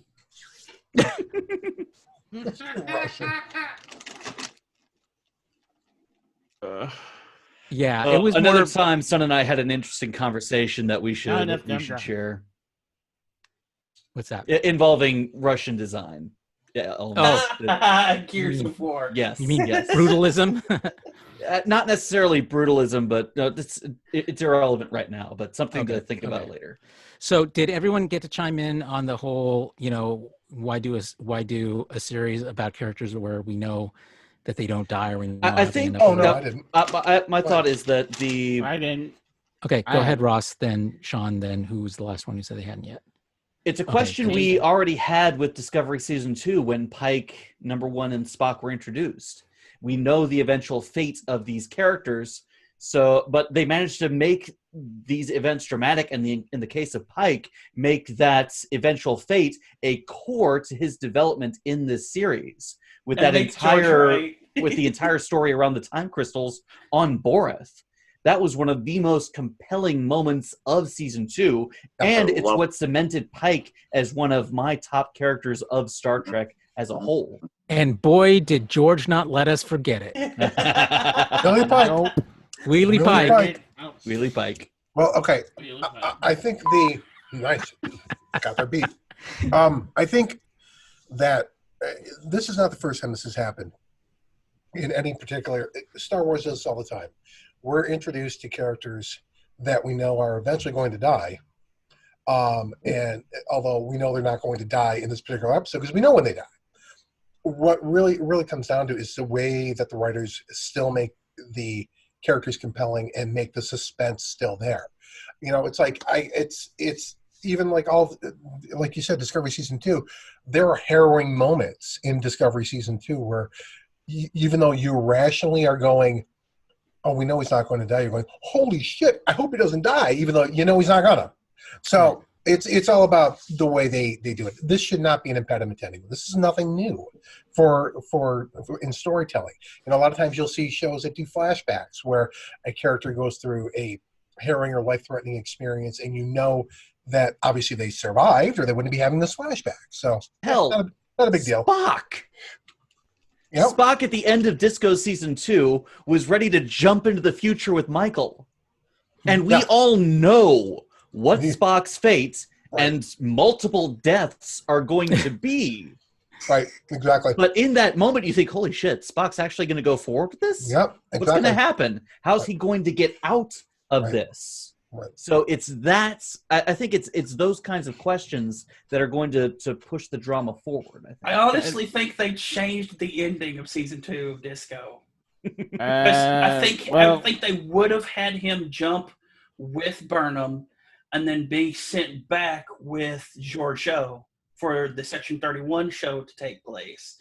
But because of the chemistry of Mount and Number One and all that stuff, they changed the ending. Wouldn't surprise me at all because they saw where this was going and said, well, nope, can't do that. This could really be the start of the Discoverse. I mean, we've never got exact confirmation except, it's in the prime timeline. Well, what if they decide to rewrite it? What if they decide to rewrite it? They can rewrite it. No, that has never been an issue, Justin. Well, they can rewrite it if they want to. They don't need to. It's in the prime timeline. Doing that. Hey, I mean, there was a start of a whole episode where they went to previously on Star Trek, and it was scenes from the cage. Right. Yep. So I hope prime timeline, Justin. Nobody's calling it for it to be its own timeline. It's like the last thing we need. What about the Phantom Menace? Don't join them, man. Yeah. Yeah, really, man. Well, I mean, they could do it and still hold true to the original storyline. I mean, they're basically doing it already. But it's not necessary. Why would it be necessary? COS Enterprise. Why would it not be? We should have the same COS Enterprise Pike had. It's a visual aesthetic. That's why. So you can't make it look like it did in the 1960s. Here's my answer to that. I see. It was a one-off nostalgia episode. Okay. Here's what I'm going to say. If you think that the original series Enterprise holds up in modern television, go to the Smithsonian, right? Look at it, right? Only half of the ship was actually detailed. Right. The other half wasn't. That's where all the wires went in. Yeah, right. Somebody actually tried to put the ridge lines on it one time, but took them off when they did refurb. Right.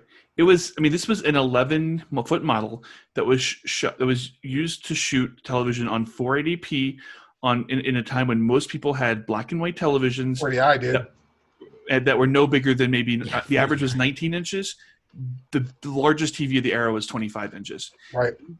Most people had much smaller though. Yeah. Like 9 to 12. This model wasn't designed in the UHD, 4K world, and people who want to do that, people who think that would fly today, just aren't Well, living in update the reality. textures to I'll make give it you. look nice, but I mean, It's they completely change everything with it. okay. I Look, mean, I'm gonna point something. Another prime example of this. I did a big long series back when I did my blog in 2012 about the updated, the remastered TNG.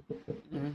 And the first thing that they had out for that before the season, about 3 or 4 months before it even came out, maybe longer, they had a sampler disc. It had 3 episodes on it, okay? And one of them was, of course, Counter a Firepoint. And the problem with watching a Counter a Firepoint when it's been digitally remastered in 1080p is that it literally looks like when those aliens rise out of the dirt at the very end, Mhm. it looks like somebody's sandbox, a toy rising out of someone's sandbox, which that was a problem it did not have when it was in 480 res. videotape low res. It looked legit. But I'm not going to say sand. It looks like brown sugar. It's rising out of.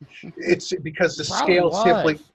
Well, it could have been, but the point is that the scale does not work for the high resolution, high definition. Now we're talking 4K, video. It just does not work at all.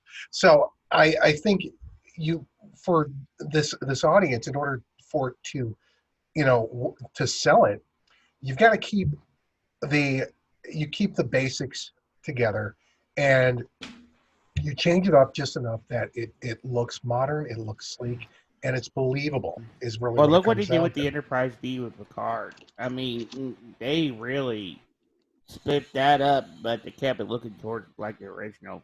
I mean, Well, no, I mean the Enterprise D was an attempt at making it more futuristic too. But then again, there were multiple Enterprise D models. If you look at the 6-footer that gets constantly reviled, it's a 6 and a 4-footer. mhm. That's constantly reviled because it doesn't look anything like the first season one. That literally looks like an AMT model up on the screen in HD. It does. It's just exactly pretty what much it looks like. a blown up version of an Well, you're AMC seeing. model. Yeah, I mean, the Enterprise D was also designed with a lot more detail Yeah. into Yeah, it, right? right. And so again, when you look at it on HD, when you take that model and you blow it up, I mean, you take it was made to be filmed in 35 millimeter, which is a higher definition format than 480p television. The whole premise of the 11-foot model was that we only going to shoot it from this one side, so we only have to add any detail. And even then, Matt Jeffries thought that by that point metal would be grown on a superstructure, not like plates or anything like that. So that's why you don't have the plates, rivets, the Aztecing that we see later. That tends to be more TMP. the Doug standard. Drexler says a lot of the same things. And so you have to understand that it just wasn't made for the era that we're in now. And so the only thing you can do is add detail. What I like about the Discovery Enterprise version of the Enterprise is that it really actually does fit design stylistically between Enterprise, right, the NX-01, and the refit, right? I mean, I totally see this ship becoming what we see in the motion picture, whereas I don't see the original series Enterprise becoming that. Well, I didn't read it, but from what I understand, David Mack, who's a brilliant Star Trek author, he has explained. He's given it's not a canon explanation, but it's an explanation of why the Pike Enterprise looks so much different than the Kirk Enterprise to follow. And the I guess the premise is that during that era, it was simply an aesthetic design choice in that they were, and why the bridge looked so much different. They were looking for a much more streamlined, very simplified aesthetic for Starfleet was. That's what they were going for during that era. That's the It's like a uniform change in Star Trek. yeah, right. Yeah. It's a headcanon explanation, but when you think about it, you see that everywhere, where fashions and styles change with many things, even with our own technologies, how they come and go, how these designed features come and go. So it makes sense. Yeah, I'm I mean, okay design with it. goes through fashions. Yep. Right. But to be fair, I mean, that's basically kind of a retconning of Hell the yeah, reality, that's okay. which is Well, well, fine. If you want to, if it helps you sleep better at night, that's does. great. But the But you know reality what- is you know that what was helps- made in 1960, and this is being made Right, a half exactly. century later. You know what And helps thi- me sleep better at night? Is What's that that? all the people who complain that it's not the Toss Bridge, I just think of them as Gingy from the Shrek movies. Don't get me Why? wrong. Don't get me Not wrong. the gumdrop buttons! I I just- love the ship. That was my and the nickname on the design. submarine. Gumdrop Gingy, buttons really? or I love Gingy? the Gingy or ship gumdrop Gingy. buttons? and the bridge, but I mean, I would have been okay. Maybe they just did their own time. But I mean, I like it. I love the design of the ship, and the bridge is absolutely freaking beautiful. I mean, that's whenever which they opened which up bridge? Justin? the Enterprise, the Pike Enterprise, Mhm. that we got to see in Discovery. I mean, Well, that bridge the- is beautiful, so well done. It's believable. I mean, you actually see the Star Trek 6 bridge. Yeah. Well, another reason why the new bridge and on both series, Discovery and on and of course the Pike Enterprise, why they work so well, and is because in why that more compact bridge works on TOS is because TOS was in 4:3, not in 16:9. Right. For an aspect ratio, it's much more. It gives you again a greater sense of scale and how big the ship really was. That's one thing that you lose for if you try to recreate the Enterprise TOS bridge in a modern series, even if we're not even talking about all the bells and whistles, just the damn scale of it. It wouldn't look right. It would look everybody crowded onto this small space. And that's part of the reason why they shot Star Trek Continues and New Voyages in 4:3, right? Because it Well, New Voyages went back and forth. They Okay. did some in 69 and some in 4:3. okay. Plus, I think both of them also had complete 360 bridges, whereas in reality, there was never a 360 bridge No, on the original series. It Right. was only, I think, 3/4. So we always made a point in New Voyages of shooting that angle. It's like, now you finally get to see what's, on this part of the bridge. But I always felt like that was, and I had arguments with the other producers on New Voyages about this, because I really felt like we have the filmmaking technology to make this look really good. So why are we forcing it to look like literally it was made in 1969? And, Why are we forcing it to look like ass? That's one way of putting it. And so I was really disappointed with Star Trek Continues, because they were so, I mean, there's a lot to like about it, but they were just so set on this has to be exactly like it was 1969 that to its own detriment, I felt. but, Like but, I just this, felt, but you know I think what? all fan Here's the films thing. should do what Farragut did and do do series arcs in the style of the animated series. Hey, That was I'm all that. awesome. Sure. I love. oh, well, but Hidden Frontier Car- was all series arcs. Carlos, I think there's. I mean, they should have difference been in- animated in the style of the animated series. Yeah. Oh, That's- right. Go Love ahead, that. Sean. Well, That I was pretty think cool. I think your perspective as a filmmaker is different than, even though of course you have plenty of involvement in fan films. I think your perspective is a little bit different than that of James Collier, Vic Mignogna, Sure. in that they were straight up about homage to their love. Where you're looking at from a filmmaker's perspective, saying, "I love Star Trek, but look what we can do, guys. We can do this." Yeah, So, no, that's exactly what those conversations sounded like. Yep. You know, what's next, gang? what's next? Okay, so let me take a quick time check here. So we're at about an hour and a half, so we have 30 minutes left. We still have some. Is there anything else about Strange New Worlds you want to make sure we cover before we move on to some of the other topics that we have in this last half hour? Nope. I think we fully exhausted ourselves. Well, I wanted to bring up something else too, which was that we talked about this over the summer with Anson Mount and how he was like a literal deer in headlights at the convention. He had no idea what was coming his way with us fans.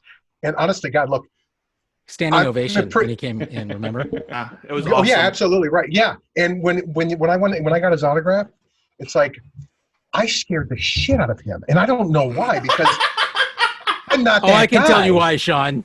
Lean into You your weren't camera. wearing pants. Lean into your camera. It was the Exactly. Well, did you ask him to sign the damn biscuit? No, I No, should but you have. had the biscuit there. I did. But it was. We so took that aw- damn biscuit with us everywhere. We did. It was so awkward at that point that it's like because seriously, he had no understanding of the fandom and the outpouring of love and attention he was going to get, and he just didn't know how to handle it. And I think the more because he's funny, he has a Facebook page where he posts shit on there all the time. And he replies. Yeah. I've never seen a single reply from him. I didn't Oh. see. I haven't seen one over the years. But it's like I kind of got that he's trying to take it all in and get a like a barometer reading of the people that follow him and things like that. And it's like I think he's now at the point where he's done this enough that he's more comfortable with the fans now. My God, he was terrified when I was and like it's like the one time I choose to cosplay and I choose to cosplay as him. I'm thinking, my God, he must think who are these lunatics? But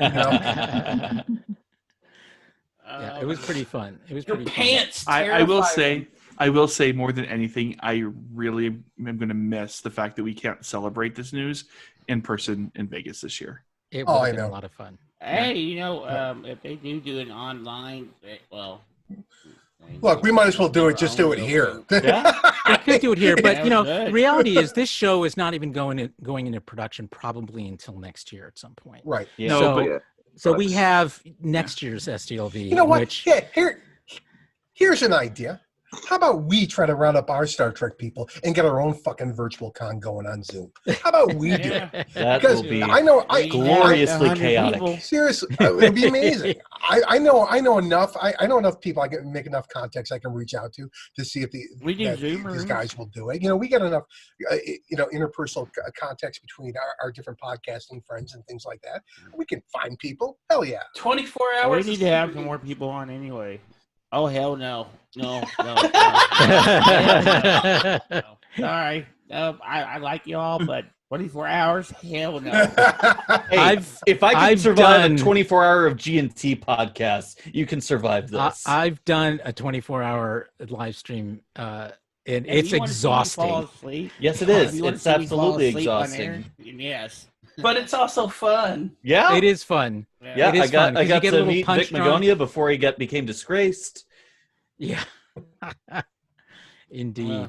All right, so let's move on to a couple more other Star Trek topics, including an update on the much long awaited for Star Trek Lower Decks, which is getting closer and closer to becoming reality. In interviews, the producers have said that the pandemic has not really gotten in the way too much of what they're doing. So it's still expected to premiere in 2020. So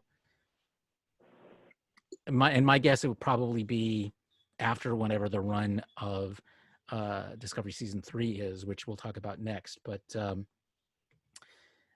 so opinions, are you guys still looking forward to Lower Decks? Do you think we're going to find out something different from in what way do you think it's going to be different from Strange New Worlds, from Discovery, from Picard? What do you think? This will be the series with the reset button every episode. There you go. Yeah, Because it's animated? It's a kid show. It's basically a kid show. No, No, it is not a kids Oh. show. It is not a Well, kids show. It'll Unless be. unless you're saying Rick and Morty is a kid show. Oh no. The I guess what- Nickelodeon series, still unnamed, right? Yeah. Yeah, I think the that's rumor gonna is be a Star Trek kids show. Prodigy. Although we did find out that is going to be a fully CG animated show. Mhm. Oh, really? Mhm. Yeah. I didn't know that. So it's gonna Like- look it'll look similar to Rebels or So wait, Resistance. is this Or one going TF. to be on All Access, not Nickelodeon? No, it's going to be on It'll be Nickelodeon. No, Yeah. okay. Lower Decks will be on All All Access. access. Right. Okay. I swear, if this Nickelodeon show turns into the Star Trek version of Peabody and Sherman, I'm out. I'm pretty sure it won't. I'm pretty sure it It'll be interesting to if see. they're aiming for more tweens and teens than little kids. I wonder if they're actually going to air the Lower Decks and Discovery at the same time. No, I don't expect that at all. No. Again, the goal is to stretch this out. Right. To have Star Trek. The goal is to running. have maximum Star Trek with minimum oversaturation. Right. Exactly. Yep. Yeah, it'll be interesting to see how they keep the story. You know, it's supposedly canon, which but take from that as you will. It'll be interesting to see how they keep that canon, but it just be Rick and Morty-ish, because that's the humor they're going to go for. Yeah. So I think that's going to be the interesting thing to watch and see how they can pull that off. Yeah, and I've repeatedly said this. I'm gonna beat this over the head once again. That Rick and Morty is the best science fiction show on television, disguising itself as a comedy. Because ruined by some of the fans. You're absolutely ruined by some of the Sure, fans, but sure. it's an amazing science fiction show. A lot of the gags are good, but it's an excellent sci-fi show, and you don't find yourself laughing out loud har most of the time. You find yourself going, yeah, and that's really where it works a lot. Or staring at the screen with your jaw on the floor out of horror. Right, exactly. Yes. See, holy shit. Yeah, exactly. Right. Yeah, like the Cronenberg episode. Yeah, the Cronenberg episode. Oh yeah. So it's if people are expecting slapstick, that's not what you're going to get from this. Okay, it's going to be much smarter than that. It'll be more like Futurama. Yeah, I think that would probably be a fair assessment, because that's the thing about Futurama that always. See, I don't think Rick and Morty is like Futurama. I mean, it's not, but but Futurama is still basically silly. I mean, it's sophisticated silly, but it's still silly. If Lower Decks is silly, I will be very disappointed. Yeah. There will be silly moments, I imagine. Right. I think there'll be silly moments. And I think with Futurama, one of the things that always turned me off about Futurama back when it first came out, I was expecting it to be basically a futuristic version of The Simpsons. And it's not at all. And that's what turned me off about it. It's better than The Simpsons. It is better than The Simpsons. I agree. And I agree. When I as I grew older and went back and watched it, I really appreciated it a lot more. And I'm gonna probably, like I said, I agree with Ross. Is generally speaking, it is going to be a sophisticated type animated series like that. That it's the comedy that's there will be a little silly, but it's a lot more smart comedy than anything else. I imagine in some cases it might even be what's the word? Self-deprecating. Yes, yeah. Because there's certainly a lot in Star Trek that can be mocked. There's a lot they can. That's why Galaxy Quest is so good. Well, yeah, but I mean, just the different things. A lot of the examples I've seen, what people expect some of the jokes to be, where they talk about where the Enterprise is stopped dead in space by a giant glowing hand, or being addressed by Space Lincoln, and some of the other kind of bizarre, off-the-wall things that happen in TOS and to a lesser degree in TNG. But except recall that this show is set basically in Voyager's, post Nemesis, post Voyager's return. So, so we're in that time frame between the end of Nemesis and the synth attack in Picard. So it's that band of time where this is happening. Well, yeah. So plenty of opportunity to look back at the past and say, "Huh, that's weird." So mostly they'd be talking about a race that only lives for 8 years unless they turn into personal murder hornets. It always is going to come back to the murder hornets. Who thought that was a good idea? Speaking of, the Okampa are such a strange idea for a species. We have 8K definition now. Is this enough clarity for us to see Amy Wong's lewd tattoo? What lewd tattoo? What? I don't know what you mean. In Futurama, there was an entire Oh, yeah. Oh, yeah. 2-minute scene devoted to Amy Wong having a lewd tattoo, but I know. nobody could see it because of the crappy standard definition of televisions. Well, it's funny you bring that up because I noticed this. I have 24, the entire franchise, on my hard drive in HD and 1080p HD. And in the first or second episode, Mia Kirshner is actually in this. Of course, that would be Amanda from Discovery, Spock's mom. Mia Kirshner's in this. And there's a scene in there where she's by a campfire and she changes. And when you originally watched this on your 480 or 480 TV, you couldn't see anything. In 1080p, full tits to the wind, baby. You see everything. It's really amazing what high definition does that they never intended originally when they filmed it. As Disney found out when they edited Splash for Disney Plus. Same thing happened? Yeah, there's a scene where I can't remember the actress's name. She takes a running Daryl leap Hannah. into the water. Yeah, Daryl Hannah. And her butt cheeks are exposed. Well, apparently that was a bit too risque for Disney. So they did a crappy editing job of extending her hair down over her buttocks. And it's very, very That happens to me all the time. You just suddenly find you've grown another foot of hair? Yeah. Another foot, more like 3.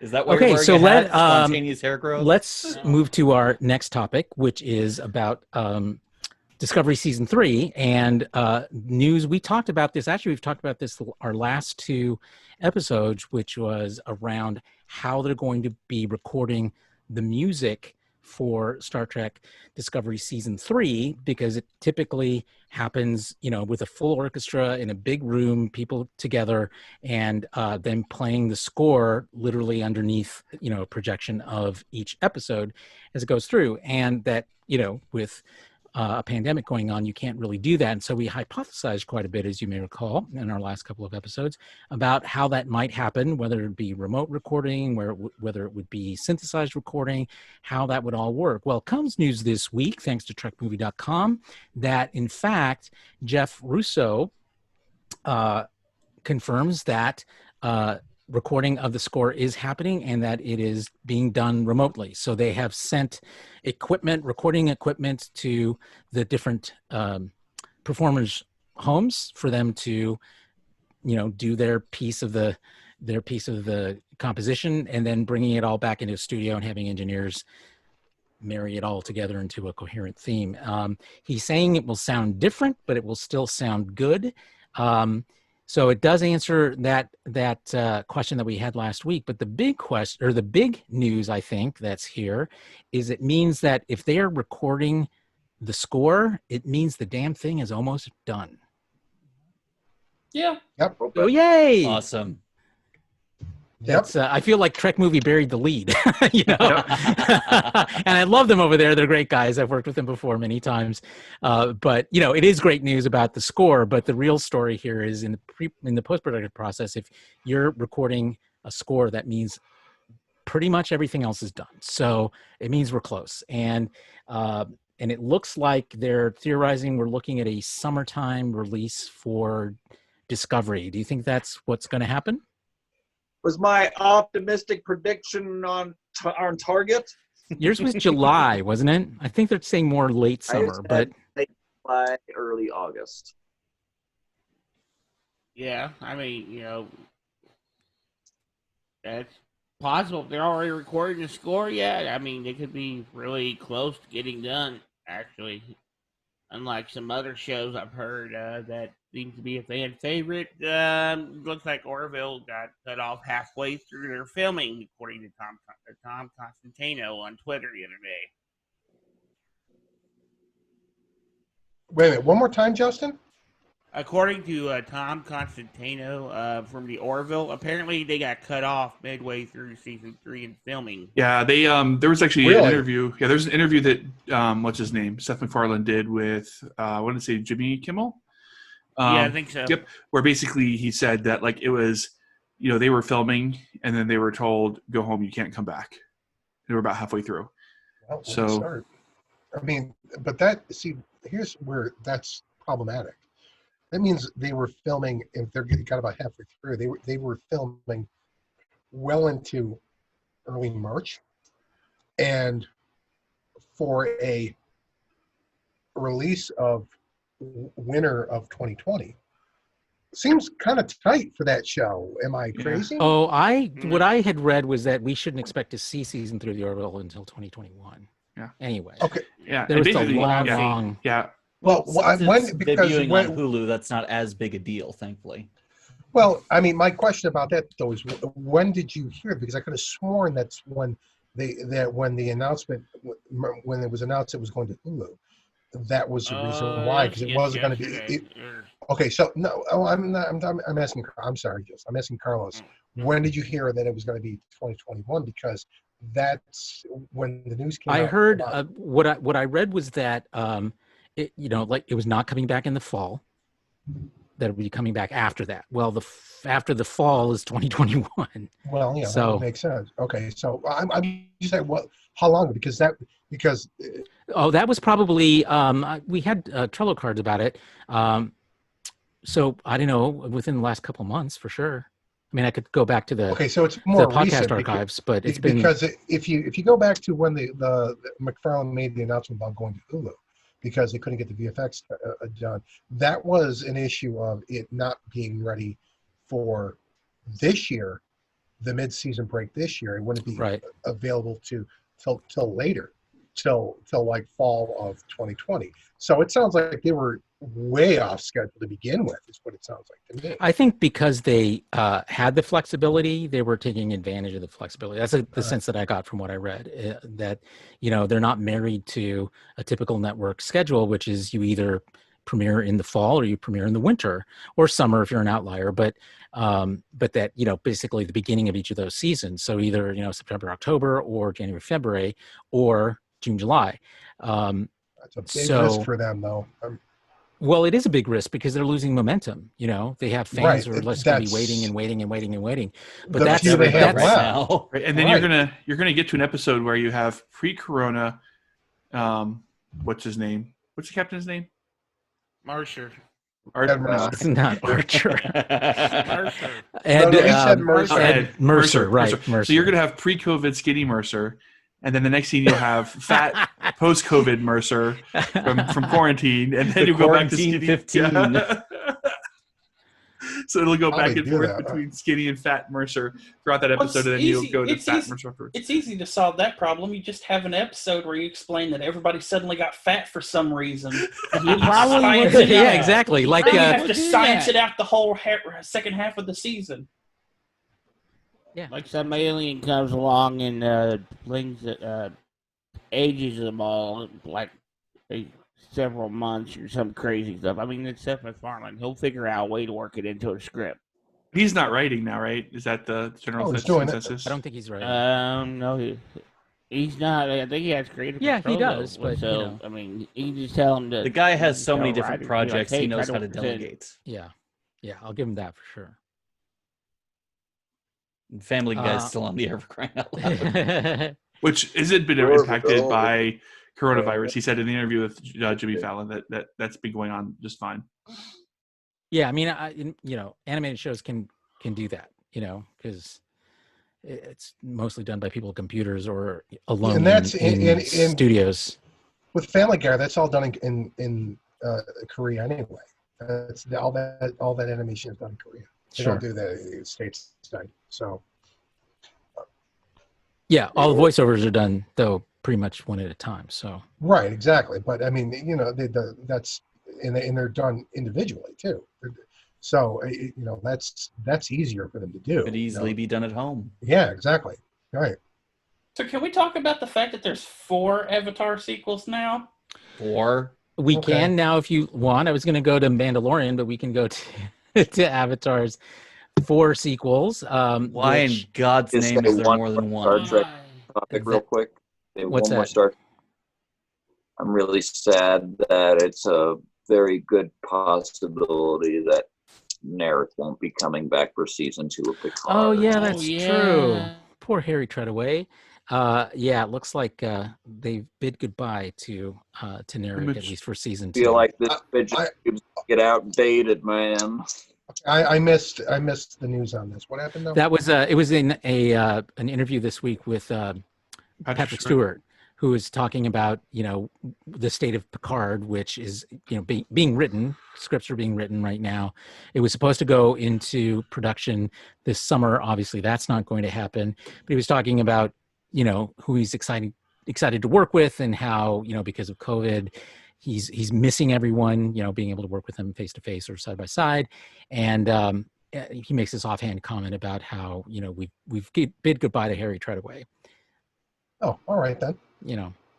It was complimentary. I'm hoping he does come back, like maybe as a recurring character in future seasons.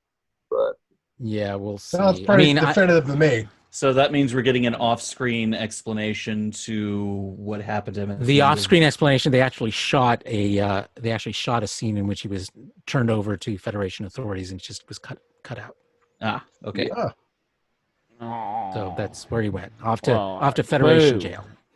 So I mean, they can bring him back if they feel like he needs. Well, to bring it's him back, Federation but- jail, so I mean, come on. Yeah, it means he probably shared a bunk with Tom Paris. It's Federation jail, and I mean, he's a Romulan. He's going to escape eventually. Yeah, I mean, these are duh things.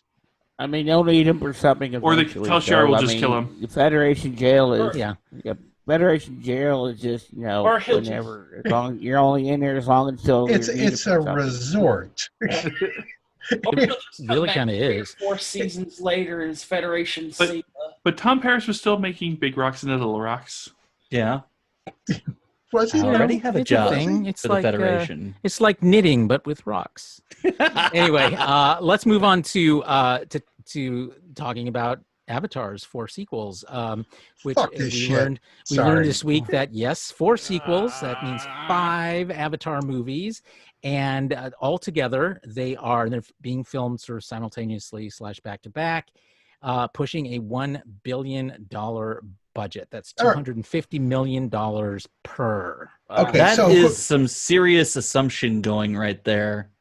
I mean, Yeah, no the shit. first movie made a lot of money. Yeah. It made a crap ton of money, but at the same time, the story is so similar to so many other things.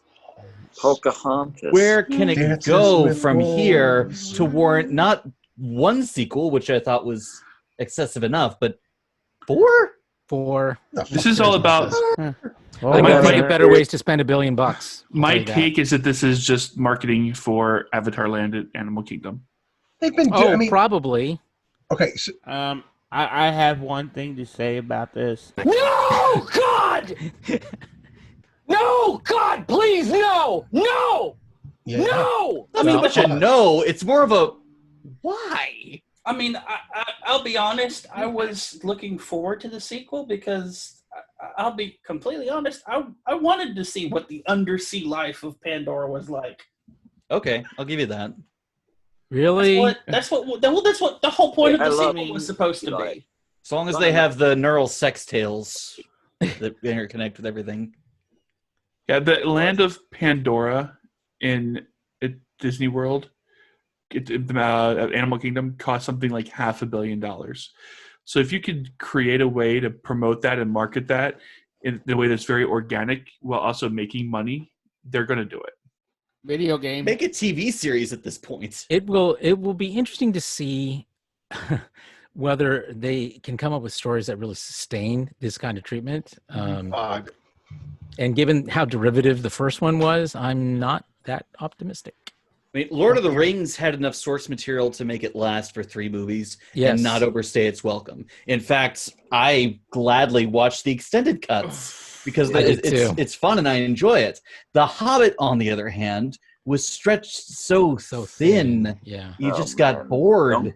Don't get me started. Don't We start. won't Nope, get you nope, started. nope, We nope. won't get you started. You know, it's almost as bad. as Go they're watch- also if you wanna see my making a take- sequel to Harry Potter. If you want to see my take on Lord of the Rings, go watch Clerks 2. Okay. All right, let's move to Star Wars news, Thank God. in which we discovered this week that there was a bunch of casting news for the season 2 of The Mandalorian, with a number of new cast members announced. And Cue the among Rock them, scream. pardon? I said, What? cue the rock scream. Sorry, my mic and headphones completely Cue shut the off. Ross scream. The Ross Why am I screaming? Because of the Mandalorian's casting announcements. So we got There you go. names attached to Boba Fett, Dr. Afra, and Bo-Katan. Katie Sackhoff for the final one. I think an excellent one. Boba Fett, I forget who this guy even is. I mean, I know who Boba Fett Jason, is, you but just keep stroking that lightsaber. That's I'm all watching that's it. going on right now. Just I mean, keep okay. stroking it. With all hey, this it cost him casting news- $200. He With- wants to get his money's worth out of it. With all this casting news,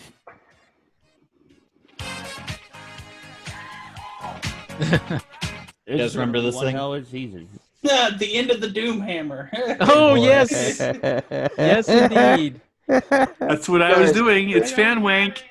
Okay, so so here's the question. So we have names attached to that, but also revealed just today, Timothy Oliphant has a guest starring. Whoa, one What? episode. Yep. Holy, That I literally read that just before we went to air today. Yeah, holy that crap! too I as didn't well. see that. And- But we don't and know what who is- he's playing. We just know Okay. he's in it. Don't He care. did He's an awesome. interview. That's Well, I He mean, was we- awesome. Look, I can understand us having a whole bunch of Mandalorians, like extra from other franchise Mandalorians in this season because of the whole Darksaber thing. Another Bright George moment, but whatever. But like at this point, I don't care. I've not watched all this other shit. It's like, okay, you got Boba Fett. Okay, cool. I don't understand why you guys trash Boba Fett like you do. Like for I know. every I do. metric that exists in the Mandalorian, like itself, Boba Fett is a Mandalorian. Like his father may have literally been himself, but he was made a foundling. He was made an orphan. That's true. Dude literally went to the Mandalorians. Like he had all of that stuff to know about the Mandalorians, so he went to the Mandalorians as a foundling, as an orphan. And we've never Like- seen his face. And we don't care very much about him. At least I don't. I don't. I mean, like, who is this guy? We know zero about this guy, other than he was eaten by a sarlacc and apparently escaped. Credit where Yes. credit's due. The Clone Wars does delve a bit into his character. It's got a good arc for Boba in the Clone Wars. I was about to say the same thing, Travis. Like I actually was very happy that they actually did dive into his character in the Clone Wars because one of my biggest disappointments from Attack of the Clones and Revenge of the Sith is that Boba Fett witnesses Mace Windu murder his father, and I thought that was going to be a very big key moment in Revenge of the Sith, and there was zero payoff for it. Yeah. Zero. And I was just like, well, that was a plot point that went absolutely nowhere, and finally the Clone Wars did decide to, you know what, let's tackle it, and they did it in a very fun way. And while I do wish they did more with Boba Fett as developing into the bounty hunter he becomes, they did finally give him some needed development in that area. So credit where credit. Yeah, my biggest disappointment in this was in Attack of the Clones is right after Mace Windu cuts off his head and Boba goes up and picks up the helmet, that his head didn't fall out like a can of dog like a what can of wet dog food. I was waiting for that, and it never happened. Well, I can actually give you an explanation for that. After Mace Windu cuts off the head, in the immediate shot afterward, you can see the head's shadow flying off as the helmet tumbles on the ground. Well, that's some deep shit right there. Like, You know, That's a deep I dive. kid you not, it's there. everyone's saying that Tamara Morrison's playing Boba Fett, but have we ever considered the possibility that he could be playing Rex? No. Why not? Like, the show's going to feature Ahsoka Tano, so I don't see it. I don't see that happening. That would be a switcheroo of completely Well, let me throw this out unnecessary there. proportions. It could be both Boba Fett and Rex. Let me throw out this idea, which is I've been reading increasingly over the last couple of weeks out on the interwebs, that people are afraid that Mandalorian Season 2 is going to make the same kinds of errors that Rise of Skywalker did by working so hard on reintroducing these legacy characters without, and putting a lot of them in there and kind of distracting from the storyline. Do you think that holds any water? I don't think so. Dave Filoni has made a very good example, has shown us that he's able to cherry pick and seed, restrain himself, the fandom, Yeah. these elements from previous shows into new content and not have it be overwhelming. We've seen it with Ahsoka. We saw it with Rex in Rebels. We've seen it in Resistance. So I think it's going to. I think it's going to be well done. So Yeah, you're optimistic. this is like what we're talking about with Pike and bringing back legacy characters here. Here's what you have here. You have Star Wars, having the lightning in the bottle striking gold with literally their most popular character in 20 years next to Baby Yoda. So I'm seriously, I seriously doubt that they would try to fix what isn't broken. They're smart about this. I have complete faith in their approach to all this. There he is, Baby There Yoda. he is. I love the Baby Yoda show. Petition to replace Disney's mascot with Baby Yoda. Yeah, fuck the mouse. Give me the child. Absolutely. Seriously. I forget. Do we know the name of Yoda's race? No. Nope. We It's don't. never been mentioned. That's why he's called the child. Yeah. In fact, I don't even think it was ever even mentioned in the EU, to be honest. Really? I think it's never been I named. think it was mentioned in the EU. Hold on. If you Yeah, check look that up Wikipedia, while we- check the legends Yeah, section. look that up while we talk about this next little bit of good news, actually, about The Mandalorian Season 2, which is, despite the worldwide pandemic, it is on track for its October 2020 release on Disney Plus. So we can rejoice about that kind of new content coming in the midst of, there's Mr. Toadman. Thanks, Yep. son. Coming in the midst of, otherwise bleak news.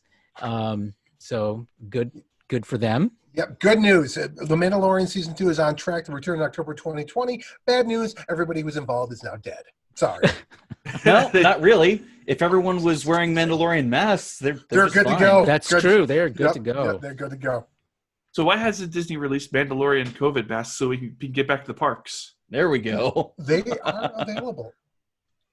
They're So- just not licensed by Disney. But yeah, Wikipedia, not Wikipedia, Wikipedia Wikipedia, right? lists Yoda's race as Yoda's race. Yep. Okay, well, that answers that question. Sums it up. Okay, so let's wind down the episode. We're going to go to our last and traditional topic for the day, and that is, what are have we we watching? So, son, do you want to start us off this week? I mean, Okay. Toadman? So this week I was watching Defunctland again this week, and Defunctland had a new episode on YouTube covering the adventures of Alice in Wonderland from the Disney Channel in the 90s.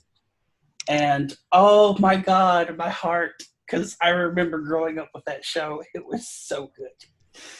I don't remember that Son, show. Defunctland. I think I'm a subscriber to Defunctland stuff. So they cover old shows now too. They don't just cover They theme cover parks. Yeah, they cover the old shows, old theme parks. Old rides.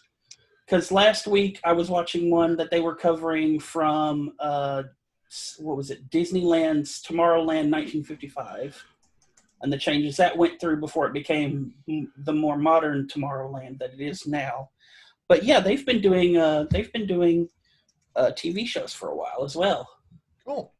Didn't know Also, Century 21 Productions, which is the Jerry Anderson studio, released episode 3 of Nebula 75. It's a train that just keeps going because people keep watching it. So, and I'm going to keep watching it along with it because it's good. I like it. I miss the old Super Marionation stuff. All right. Well, good to hear. Who is next? Let's go with Travis. Well, I'll be completely honest. Outside the hopscotching around Star Trek, I haven't been doing a whole lot of watching of anything because this entire week I have been completely immersed in creative writing. I'm actually writing my girlfriend a little fun story. So You are so romantic, Travis. What can I say? She makes me happy, and I want to make her happy. Oh, pshaw. She's also a cute little mermaid. Yes, She is. The cutest mermaid. Go on. actually, you go on. That's You did, That's actually what? her artwork that on a mug that her mother got us for Christmas last year. I was a little scared there because I worried you're about to say that's actually my girlfriend, and From I got a little concerned. Canada. Holy shit! I know. Well, good. They grow them differently in Canada, huh? My girlfriend made the art on the mug, but no, my girlfriend is 100% real. I believe you, Travis. We believe you. We believe you. Look, he's actually got pictures on Facebook of her, like, in real life, so it's just the All right, mermaid. very good. So let's move to our next person, and we're going to go with the Eyebrows of Doom, Ross. What have you been watching this week? I haven't been watching much, as I previously stated, but I recently Cars with came Faces. across Cars with Faces. Yes, I recently came across a new YouTube channel that I think some of you guys might enjoy. It's called Games Made of Cardboard. The guy who runs it, he makes cardboard dioramas of game scenes and then films them to create short films. Oh, so this is what Arby's has been doing. That's so cool. Kind of like that. Currently, he's going through Doom. Today he went through the construction and initial filming of the final scene of Doom 2, where the camera pans out across a vista. Eventually, you see a great burning building and the impaled head of the Doom Marine's pet rabbit. All right. Cool. And he's been doing that for a few weeks now. And otherwise, let's see. I've been post a link in the bashing thing my head for us. against a wall, getting through Gears Tactics. I've spent 2 days trying to take down the first boss. Okay, so this is the aside. He's been playing Gears Tactics, and I'm just sitting here watching him play Gears Tactics, and it dawns on me. Gears of War is essentially, hey, I have a great idea. You remember that whole Klingon invasion history where they turn into the warrior race all of a sudden? Let's do that with Earthlings. Like, they literally have grenades that are flails, with the little grenade bit being the spiky ball of the flail, and they fling it around and throw it. It's like, how Klingon is that? A Klingon would definitely use a chainsaw bayonet. Yeah.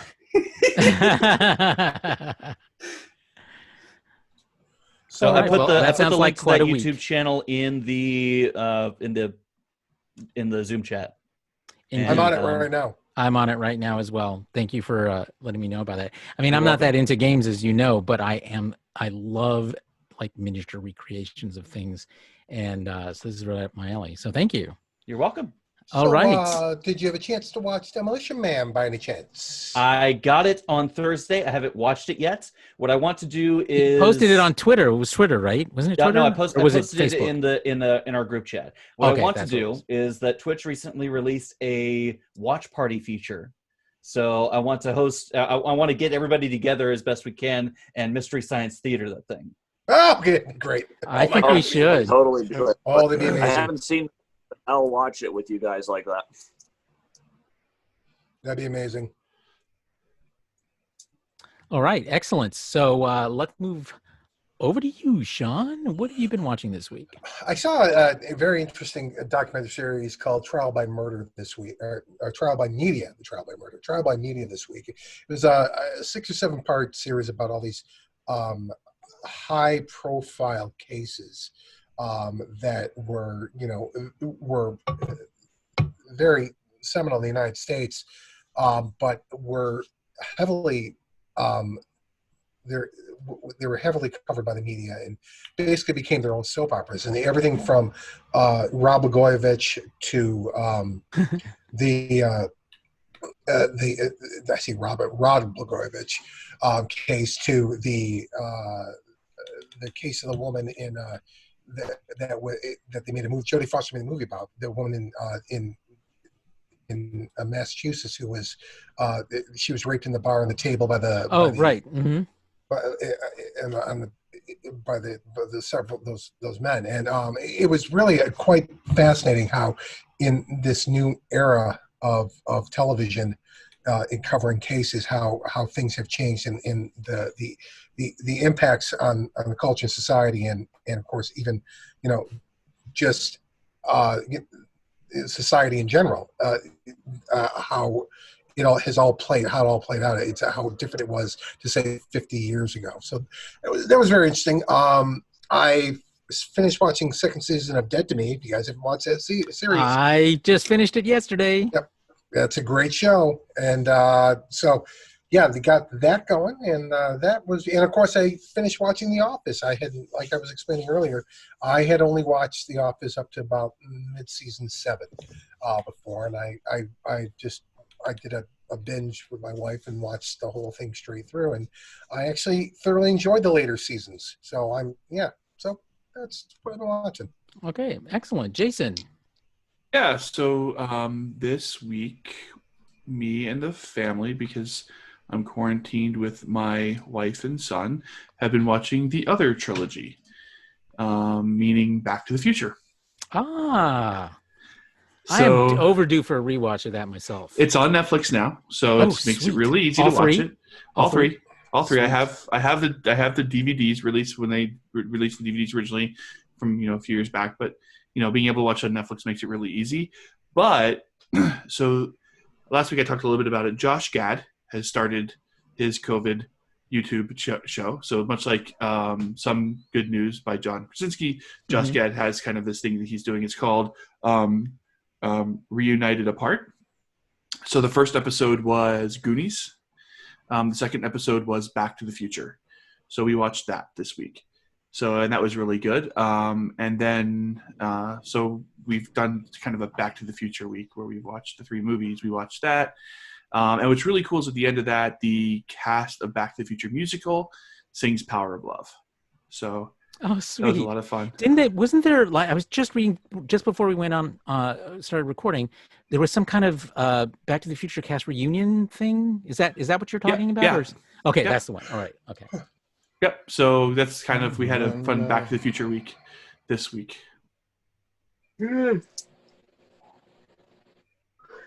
All right. Well, excellent. And let's see. I think that